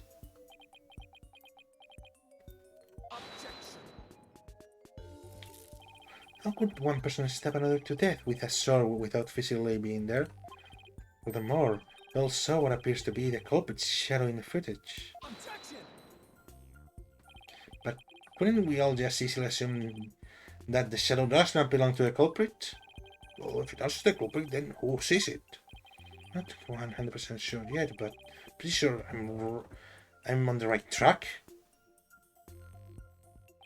We've all seen something that looks like this shadow shape before, Your Honor, during the magic show itself. Is that in that case? Please point it out in the show footage for us. This is the thing that looks suspiciously similar to the shadowy figure of the culprit. Yeah, I think I know what you're talking about.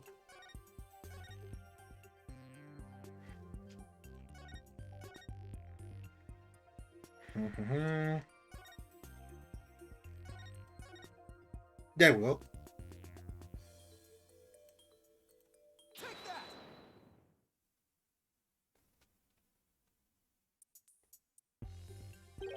Doesn't this shadow resemble the suspicious shadowy figure? Glad you mention it. It does, doesn't it? That's right. Could you identify this shadow for the court? Let's see. I believe that Mr. Hat's shadow is from when he's being pulled up from the stage to the catwalk overhead by wire. Then could this shadow that's shown later in the footage be Mr. Hat too? No, that's not possible. After Mr. Hat was pulled up to the catwalk, he's still up there.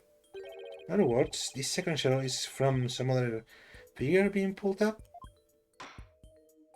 Some other figure? I'm afraid you'll need to be more specific than that, Mr. Justice.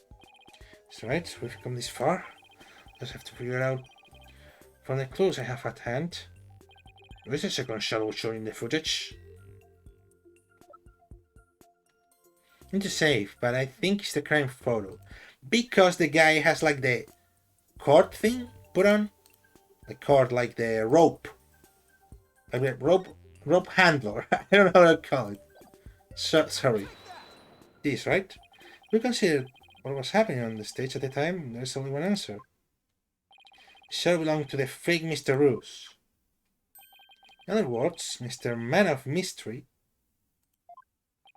the victim. Please take a look at the prank script. And then, Mr. Mystery was to pretend to be dead and then fly up into the air after that. Isn't that right, Mr. Robbins? Indeed, and what of it? Content that's exactly what happened. The victim was wearing a stunt harness around his waist. It was most likely attached to a stunt wire, and he would be pulled up into the air. So you're suggesting that after pretending to be dead in the coffin, the victim flew up into the air, just as the prank script says? Exactly. Just couldn't see him go flying up because the dragon was blocking our view. And that's the last trick, ladies and gentlemen. It's the true piece de resistance of the culprit's murderous magic show. Don't tell me, you got it all figured out? Yes, I think so. We can just look beyond Mr. Redding's last bit of misdirection. We should be able to see the real truth. He must have been pulled up to the catwalk, just like Mr. Hat, and could hit the cushion up there with considerable force. They have to figure out what else happened up there at the time. Are you ready to elaborate, Mr. Justice? Yes, Your Honor. I'm ready. In this case, please answer me this. Why did the culprit make the victim fly into the air like that? I want to say, but I think it's to murder him.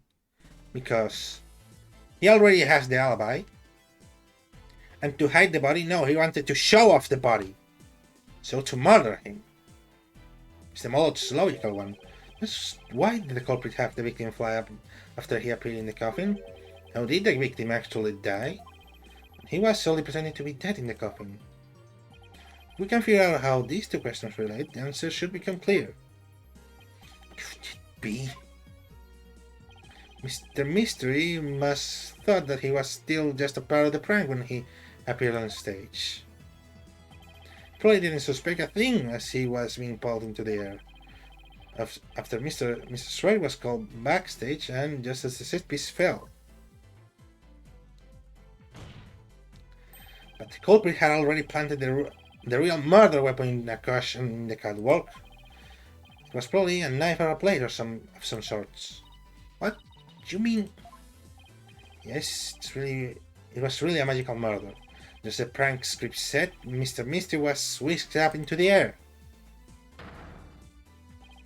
Straight into a blade there in the catwalk.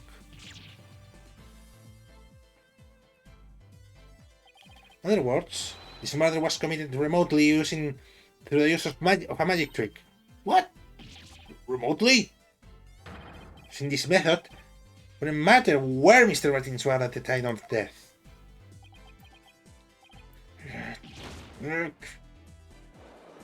And we can prove there was a blade because Mr. Hat had his cape cut. But how exactly does it work, Mr. Justice? Oh, 3D!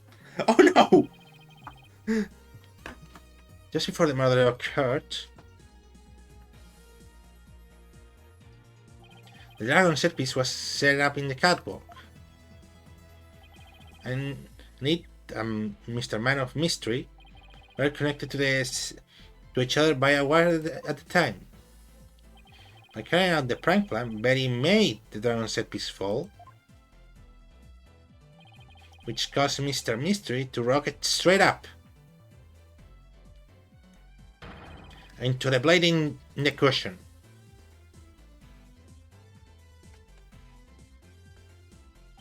The cushion was high up enough to be hidden from the audience view, and that's why nobody saw the blade. Oh, didn't that big cashy Mr. Hatscape? There it is! The blade must have sent up overhead some time before the magic show. Mr. Hat must have been slashed by it too when he was pulled up to the cushion. I can't believe it. I had no idea. I was told that Drusy would freak out if I made the set piece fall. That's the only reason I did it. You were used, Betty. Roria Rettins used you. I thought he was my little puppet to boss around, but it was the other way around. I forgot to put like the raspy voice. All right, with your sweetie pie. No. After the incident occurred, Mr. Rettins arrived at the theater. He got the murder weapon swapped this rubber sword with a bloodied steel one. That's also when he lowered the victim's body down to the stage. And how did he have time to do all that? When he set that piece and the set piece fell, the audience was evacuated from the building. He was able to do all those things after the fact because there was no one around to see. A horrific murder camouflaged by a spectacular magic show. That sounds like the kind of murder only a magician could pull off. As long as the show proceeded as it was scripted, Mr. Mystery was doomed to die. That's why it was you, Mr. Rettins, who killed the victim. All the way from the TV station. This prank plan, or should I say murder plan, proves your murderous intent.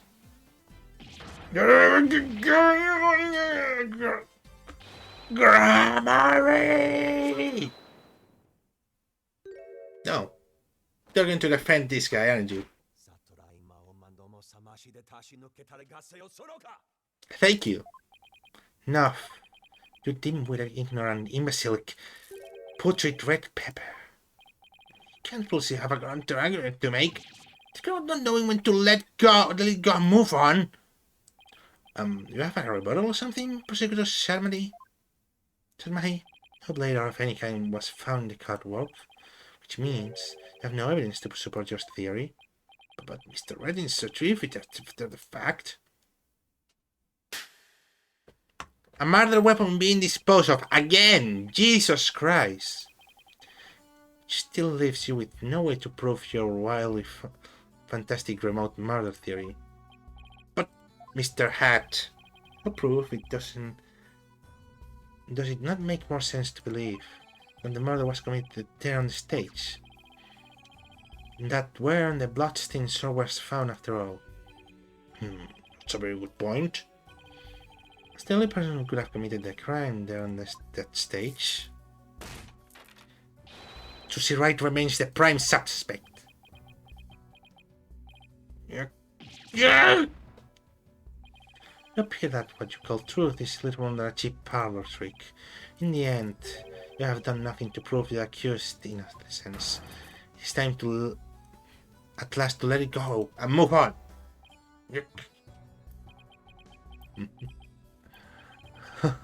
Oh, you've seen this magnific Gramarye? My magic's exacting punishment on your granddaughter. The very name is done for. Apollo, we need to hit them with a decisive piece of evidence here. No, that's just what I was thinking. Justice, do you or you don't have anything to prove that the witness committed this remote murder you proposed? Of course I do, Your Honor. Sometimes it was carried out exactly according to the script. Right. Jesus Christ. Stop it. Oh, I'm gonna make my own food. Weird comment, I know, but still. So theoretically, there should be no evidence for us to find or use. Which means our best bet is to see if something unscripted happened. There's gotta be something Ratings couldn't have foreseen. And once I find it, that's how I expose his murder streak. Get ready, Mr. Ratings, because I'm about to reveal the secret to your magic. There are no tricks or giving here, just some good old-fashioned logic. Mind? Yeah, her forehead's brain. Ooh! This change? As long as the magic show went as scripted, the murder would have happened without fail. I think in this case was carefully planned so that no evidence would be left behind. Still, one thing happened that definitely wasn't part of the plan. I thought the magic show wasn't part of the original script. Bonnie's mistake, I think. Bonnie made a mistake. Damn, this looks cool as fuck. Bonnie made a mistake during Trucy's escape trick. What I didn't Bonnie mistake Bonnie during the magic trick. Stakes look for her life choices. Mr. Hat's positioning. Sorry, I didn't expect that one. Oh, that's how he got like cut. Because Bonnie placed Mr. Hat to the right of the coffin instead of to the left. So she had to reappear on the side of the coffin opposite to the one on the shown on the script. The culprit didn't know that when he first arrived to the theater, which means he was bound to make a slip up when he tampered with the crime scene. Which part of the culprit cover-up attempt was affected by Trucy's new position? Delete show. But in the coffin hole, finger. It's on the coffin. Ooh. The blood could have been set up. The edit doesn't change much. Fingerprints on the coffin. Either one of these two. This? Yes. But it was on the wrong side of the coffin too. Trucy had appeared on the left, the culprit might have put the blood on the left hole. But the blood was eventually discovered in the right hole during the police investigation. Clear how original put the blood on the left side, that means he must have tampered with the scene again afterwards to make it line up with the facts. The crime scene consistent with the facts, the culprit must have swapped the coffin sides. Swapped the coffin sides, right? Culprit swapped the coffin sides. Damn, this looks cool. That's right. The left and right panels of the coffin are interchangeable. Culprits must have switched the two panels to. Oh, I make a weird noise. Sorry about that. To make the blood stain fit the facts. But the switching might have also given rise to something unnatural. I remember now. There was something unnatural about the coffin. It was just evidence I need.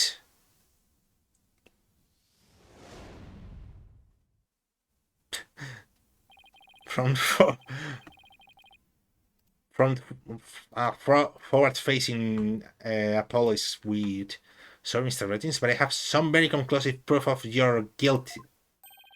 No bluff, is it? There's no way you have anything of the kind. Make it real, no trick. No, there are tricks and gimmicks to it, just like any other illusion. What? After the murder, you switched the left and right panels of the coffin, didn't you? Because you did, you left behind something very unnatural for us to find.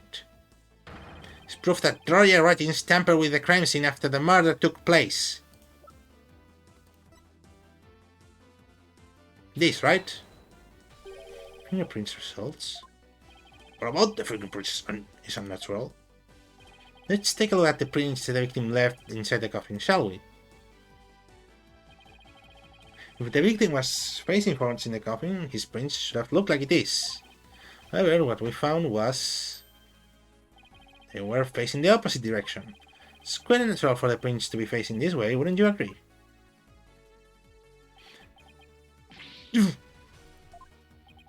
is strange, isn't it? But how did they get it this way? They got this way because the culprit thought the magic show had gone according to script. The culprit thought that Mr. Hat would be on the left side of the coffin, and that Mrs. Wright would also pop up on the left side of the coffin, as per show script. Then he assumed that she had thrust the sword into the hole on the left side of the coffin. That's why he put blood in the left hole when he was trying to cover up his crime. But sometime after leaving the bloodstain, the culprit must have realized his mistake. He found that, due to Bonnie's mistake, Mr. Hat was to the right of the coffin, and that despite the script, Mrs. Wright had thrust the sword into the hole on the right. In short, the hole with the blood in it was on the side opposite to the one that Tusi used. To make the blood's location fit the facts, he had to tamper with the evidence yet again. So he tried to cover his tracks by switching the coffin's left and right panels. Oh, that's how the fingerprints in the coffin ended up backwards. Because the culprit switched two sides of the panel round, the prints ended up facing the opposite direction. But instead of going to all the trouble with the panels, why didn't the culprit just wipe the blood away and redo it on the other side? I'm afraid that wouldn't have worked, Your Honor, because of a little something called luminol testing. Oh, right, luminol. Almost forgot.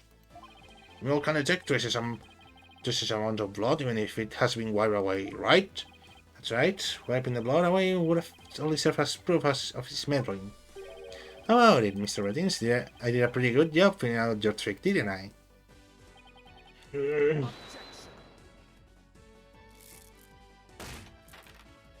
She's right, could have done this just the same as Cecily.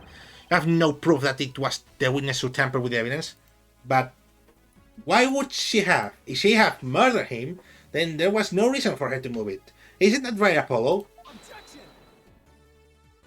Ah, but I do have proof. What? The person who was in the magic show would have never made the mistake of putting the blood on the wrong side. Least of all, Miss Wright, who would have surely remembered she was on the other side. Oh, you're absolutely right. What, you impudent! I'm sure you realize now, by now, Prosecutor Sadmahi, that your claim that Mrs. Wright is the culprit just doesn't hold up. Huh, you and the accused are more certainly bound for hell. Really, Mrs. Wright and I? Because I think that you're the one with a ticket there for trying to convict an innocent girl. Are you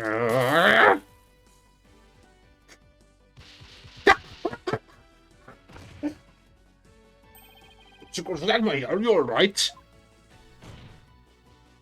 As for the true culprit, he is someone who knew how the show was supposed to go but didn't actually see it. Someone who had the chance to tamper with the crime scene after the incident. The only person who fits the bill is you, Roger Reddings. Marie! All the secrets to your tricks have been revealed. And with no tricks left, I'm afraid your show has been cancelled. Permanently!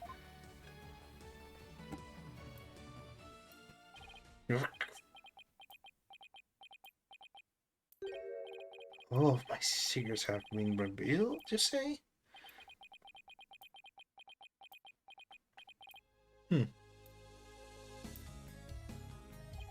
Don't make me laugh, boy. Mine is the true real magic, there are no secrets to reveal. Behold, ladies and gentlemen, the true power of the great Mr. Roos. Is he going to disappear? Witness a magic far greater than a true grammar is. Burn! Crumble! Fall to my furious flames, the great Mr. Roos will bring an end to you all. And now for the final heir to the Grammary's name, right here, right now, you two shall Huh? No, this isn't right. Oh!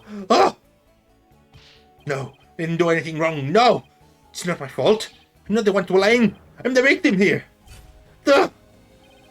What? Oh! Stop! No! Curse you, Gramarye!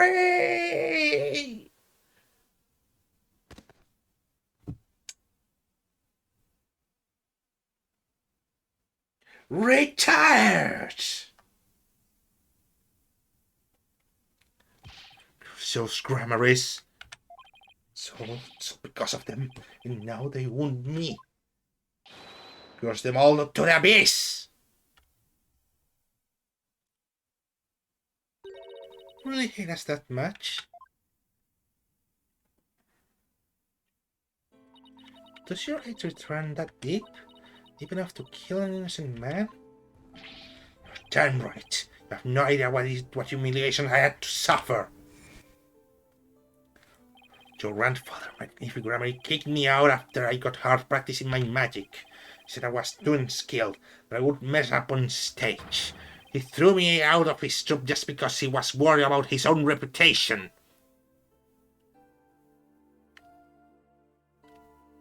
Since I was but a child, it was always my dream to become a great magician. But Niffy, he took it all away from me.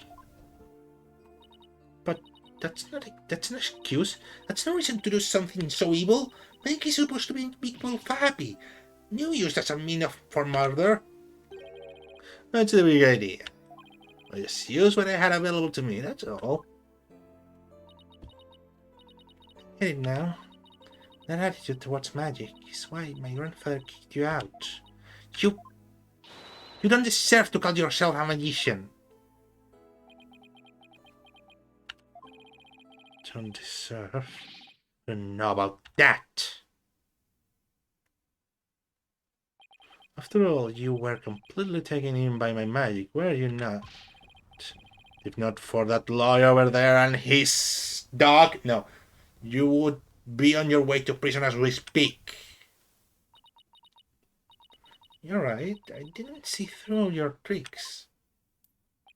See? So in the end, True Gramarye was defeated by the great Mr. Roos. You're not fit to lecture me from... Hi, Trucy.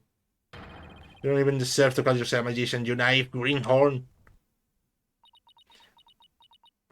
Okay, are they going to reveal now that Apollo is like Trucy's like brother? I mean, that was like in the end of the fourth game, by the way.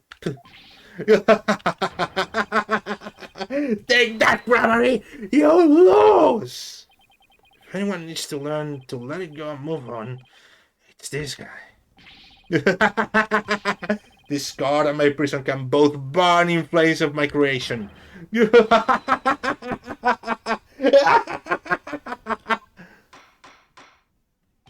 Believe, take Mr. Rettings away. Bring a fire extinguisher just to be safe. Oh, I wanted to rub it in on him.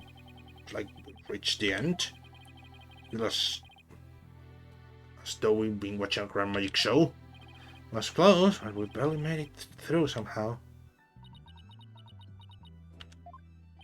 Huh? Why does Trucy look so down? This is right. Yes, Your Honor. I'm about to announce my verdict. Could I see that wonderful smile of yours? That smile of a true entertaining? As I do. Yes, Your Honor. Now then, this court finds the defendants Trucy right. Not guilty. I knew there was going to be like one trial. Yay! I got that right. And it was a goddamn interesting one.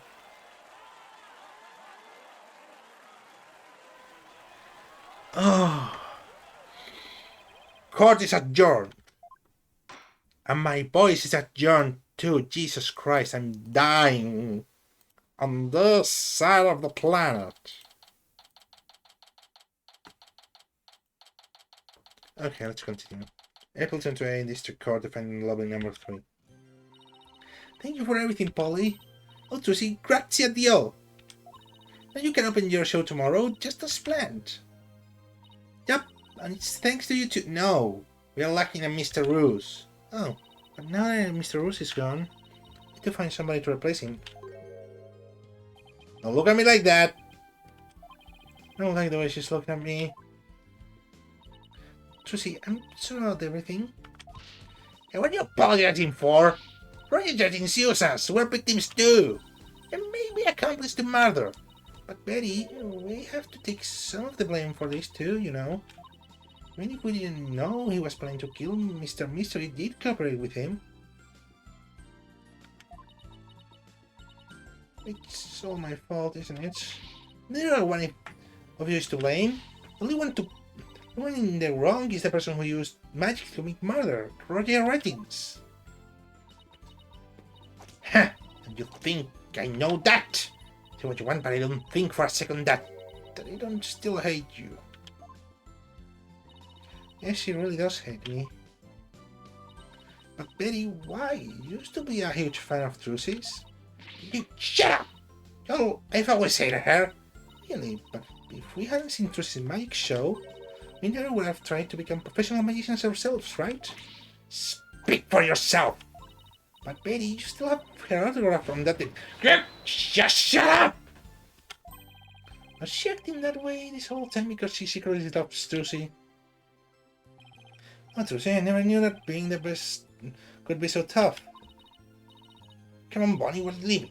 You have to get ready for tomorrow's show. You're really excited about performing with Trucy again, aren't you? That's not true, so sip it, dummy! Sip it, dummy. Sorry. I mix like sip it with shut it. Polly, you think I'm really a naive greenhorn? Huh? No way, she's not. Thank you for the fucking flashback after like 5 minutes of it. Though you weren't completely taken by my magic, were you not? Not for a lover that you would be on your way to prison as we speak. You're right. I didn't see through your tricks. See, so in the end, True Gramarye was defeated by the great Mr. Roos.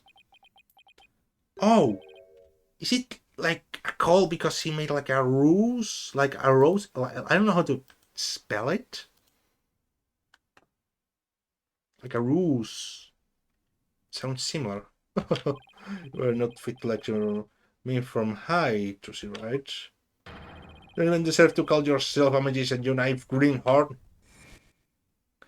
Don't you lecture me with your $30 haircut! Trucy, don't tell me you're taking what Rettings said to heart. Oh, maybe a little. I don't see through his tricks and I let myself be taken in by his magic. I can't trust myself anymore. He was right to call me a greenhorn. You shouldn't take stock in his word. He doesn't even know the first thing about you. Huh? A wondrous Gramarye magician. You should be proud of yourself. Thank you, Apollo. But what makes you say that? You're a wonderful Gramarye magician because of this. This, right? Your grandfather's notebook? Gramarye Crate. To entertainer always keeps a smile on their face. You performed your magic in court today. You showed the world your dedication to your troops' creed. Even through all the jeering, you kept a smile on your face and won the crowd over. For everything Magnifique could have hoped for, and you're a great magician, Trucy. Great magician? Me? You really are. That's why. You don't have to worry about what Martin said. Oh, Polly, thank you. Still, I have done it without you. I would have lost my nerve if I had been alone up there. I was able to keep on smiling because of you. Me? Remember what you said to me in the detention center? After all, you are sure yourself the sorts, right? Yes, I remember doing it. And I just know it wasn't your fault, Trucy. But how can you say that? You don't have any proof it wasn't me. I mean, I know you are a great lawyer, Polly, but believe in you, Trucy, and believe in your skills as a professional magician. So you need to prove your innocence. Don't you worry, you're going to be fine. What kept me going? Apollo, thank you for the bottom of my heart. Now I can be everything I was meant to be. The real smile is the best. I'm glad I could help make that happen. Oh, but we didn't do this, Mel. Emma? I'm really sorry, Trucy, for everything. And why? Well, I wasn't able to convince Prosecutor Satmahi that the good person you are. And I had to testify against you, too. I have nothing to apologize for. You were just doing your job. You're too kind. You're too kind. About? Oh, is something wrong, Emma? Oh. Oh, this guy. Prosecutor Satmahi, what are you doing here? This guy. Yes? Require your forensic expertise in order to close this case. Come, let us go. But wait, Prosecutor Satmahi! Trial is over, Mr. Justice. You and I are strangers once more, with no further need to interact. Strangers? Have you really forgotten all about me? What? Are you lovers? Nah. Sorry, had to make that joke. Really changed, Nayuta. Want me to let it go and stuff? What happened to you? Oh, lawyer of impure soul. Nothing to say to the likes of you. Are you serious, Nayuta? No, if you will excuse me. Yeah, impure. There he goes. But what's that all about, Apollo? Do you know Prosecutor Satmahi? Let's just say we're all acquaintances. Acquaintances? Seems like something more than that. Oh my! Yeah, well. I like to talk about your past, do you? Because you always change the subject. I guess I'll have to talk about it someday. But for now, come on, let's forget about the past and celebrate Trucy's future. Sure, if you say so. Oh! Hey, it's Mr. Wright. Put him on speakerphone, Apollo. Beep. What's up, Mr. Wright? Apollo, how's Trucy? What happened at trial? Did you get a not guilty verdict? Mr. Wright, slow down. Everything's fine. Hi, Daddy. I'm okay now. She was found not guilty in a very dramatic turnabout. Plus, we saved the office. It was a great victory for Apollo. Oh, that's a lot of my mind. Can't thank you enough, Apollo. Right now I can trust you to hold the fort any time. Me? Really? Yes, you. You're a real full-fledged lawyer now in my eyes. Full-fledged lawyer? Still can't wrap my mind around. Right. You got a whole fucking game without him! I mean, without him on all the trials! Apollo has some self-confidence, Jesus! I mean, I know I don't have, like, personal, like, self-confidence, but still. Unless you were to take care of everything. Thank you, Apollo. I took out that for boss, especially not in front of everyone. Oh, by the way, won't be able to make it into tomorrow's show, so I was hoping you could go. You'll do that for me, won't you? Of course. Wouldn't miss it for the world. Oh, yes, that's still full-fledged. So Daddy asked you to come to tomorrow's show, huh? It's my assistant, right? No, he asked me to go and cheer you on. Okay, then I'll be sure to save you the best seat in the house, Polly. Best seat in the house? Really appreciate that thought, but... Good, then it's settled. Hmm? Then what's settled? April 29, Penrose Theatre. Stage. Oh no. I should have known.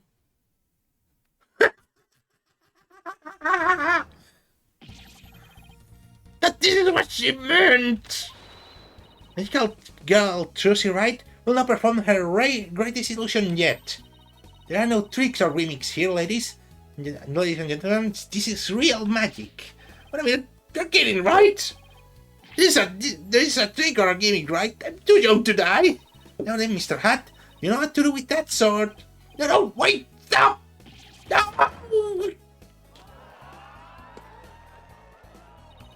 That's how Trucy in Granbury Land ended up on a bruising high note. It's a big round of applause and Policer ear-splitting screams. What kind of an is that?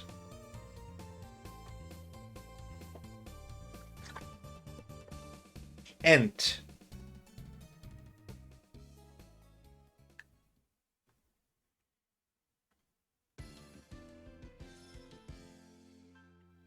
The right turnabout. It's the next one. Yes, please. Okay, let's go back to the title screen. Okay, I'm going to stop the recording.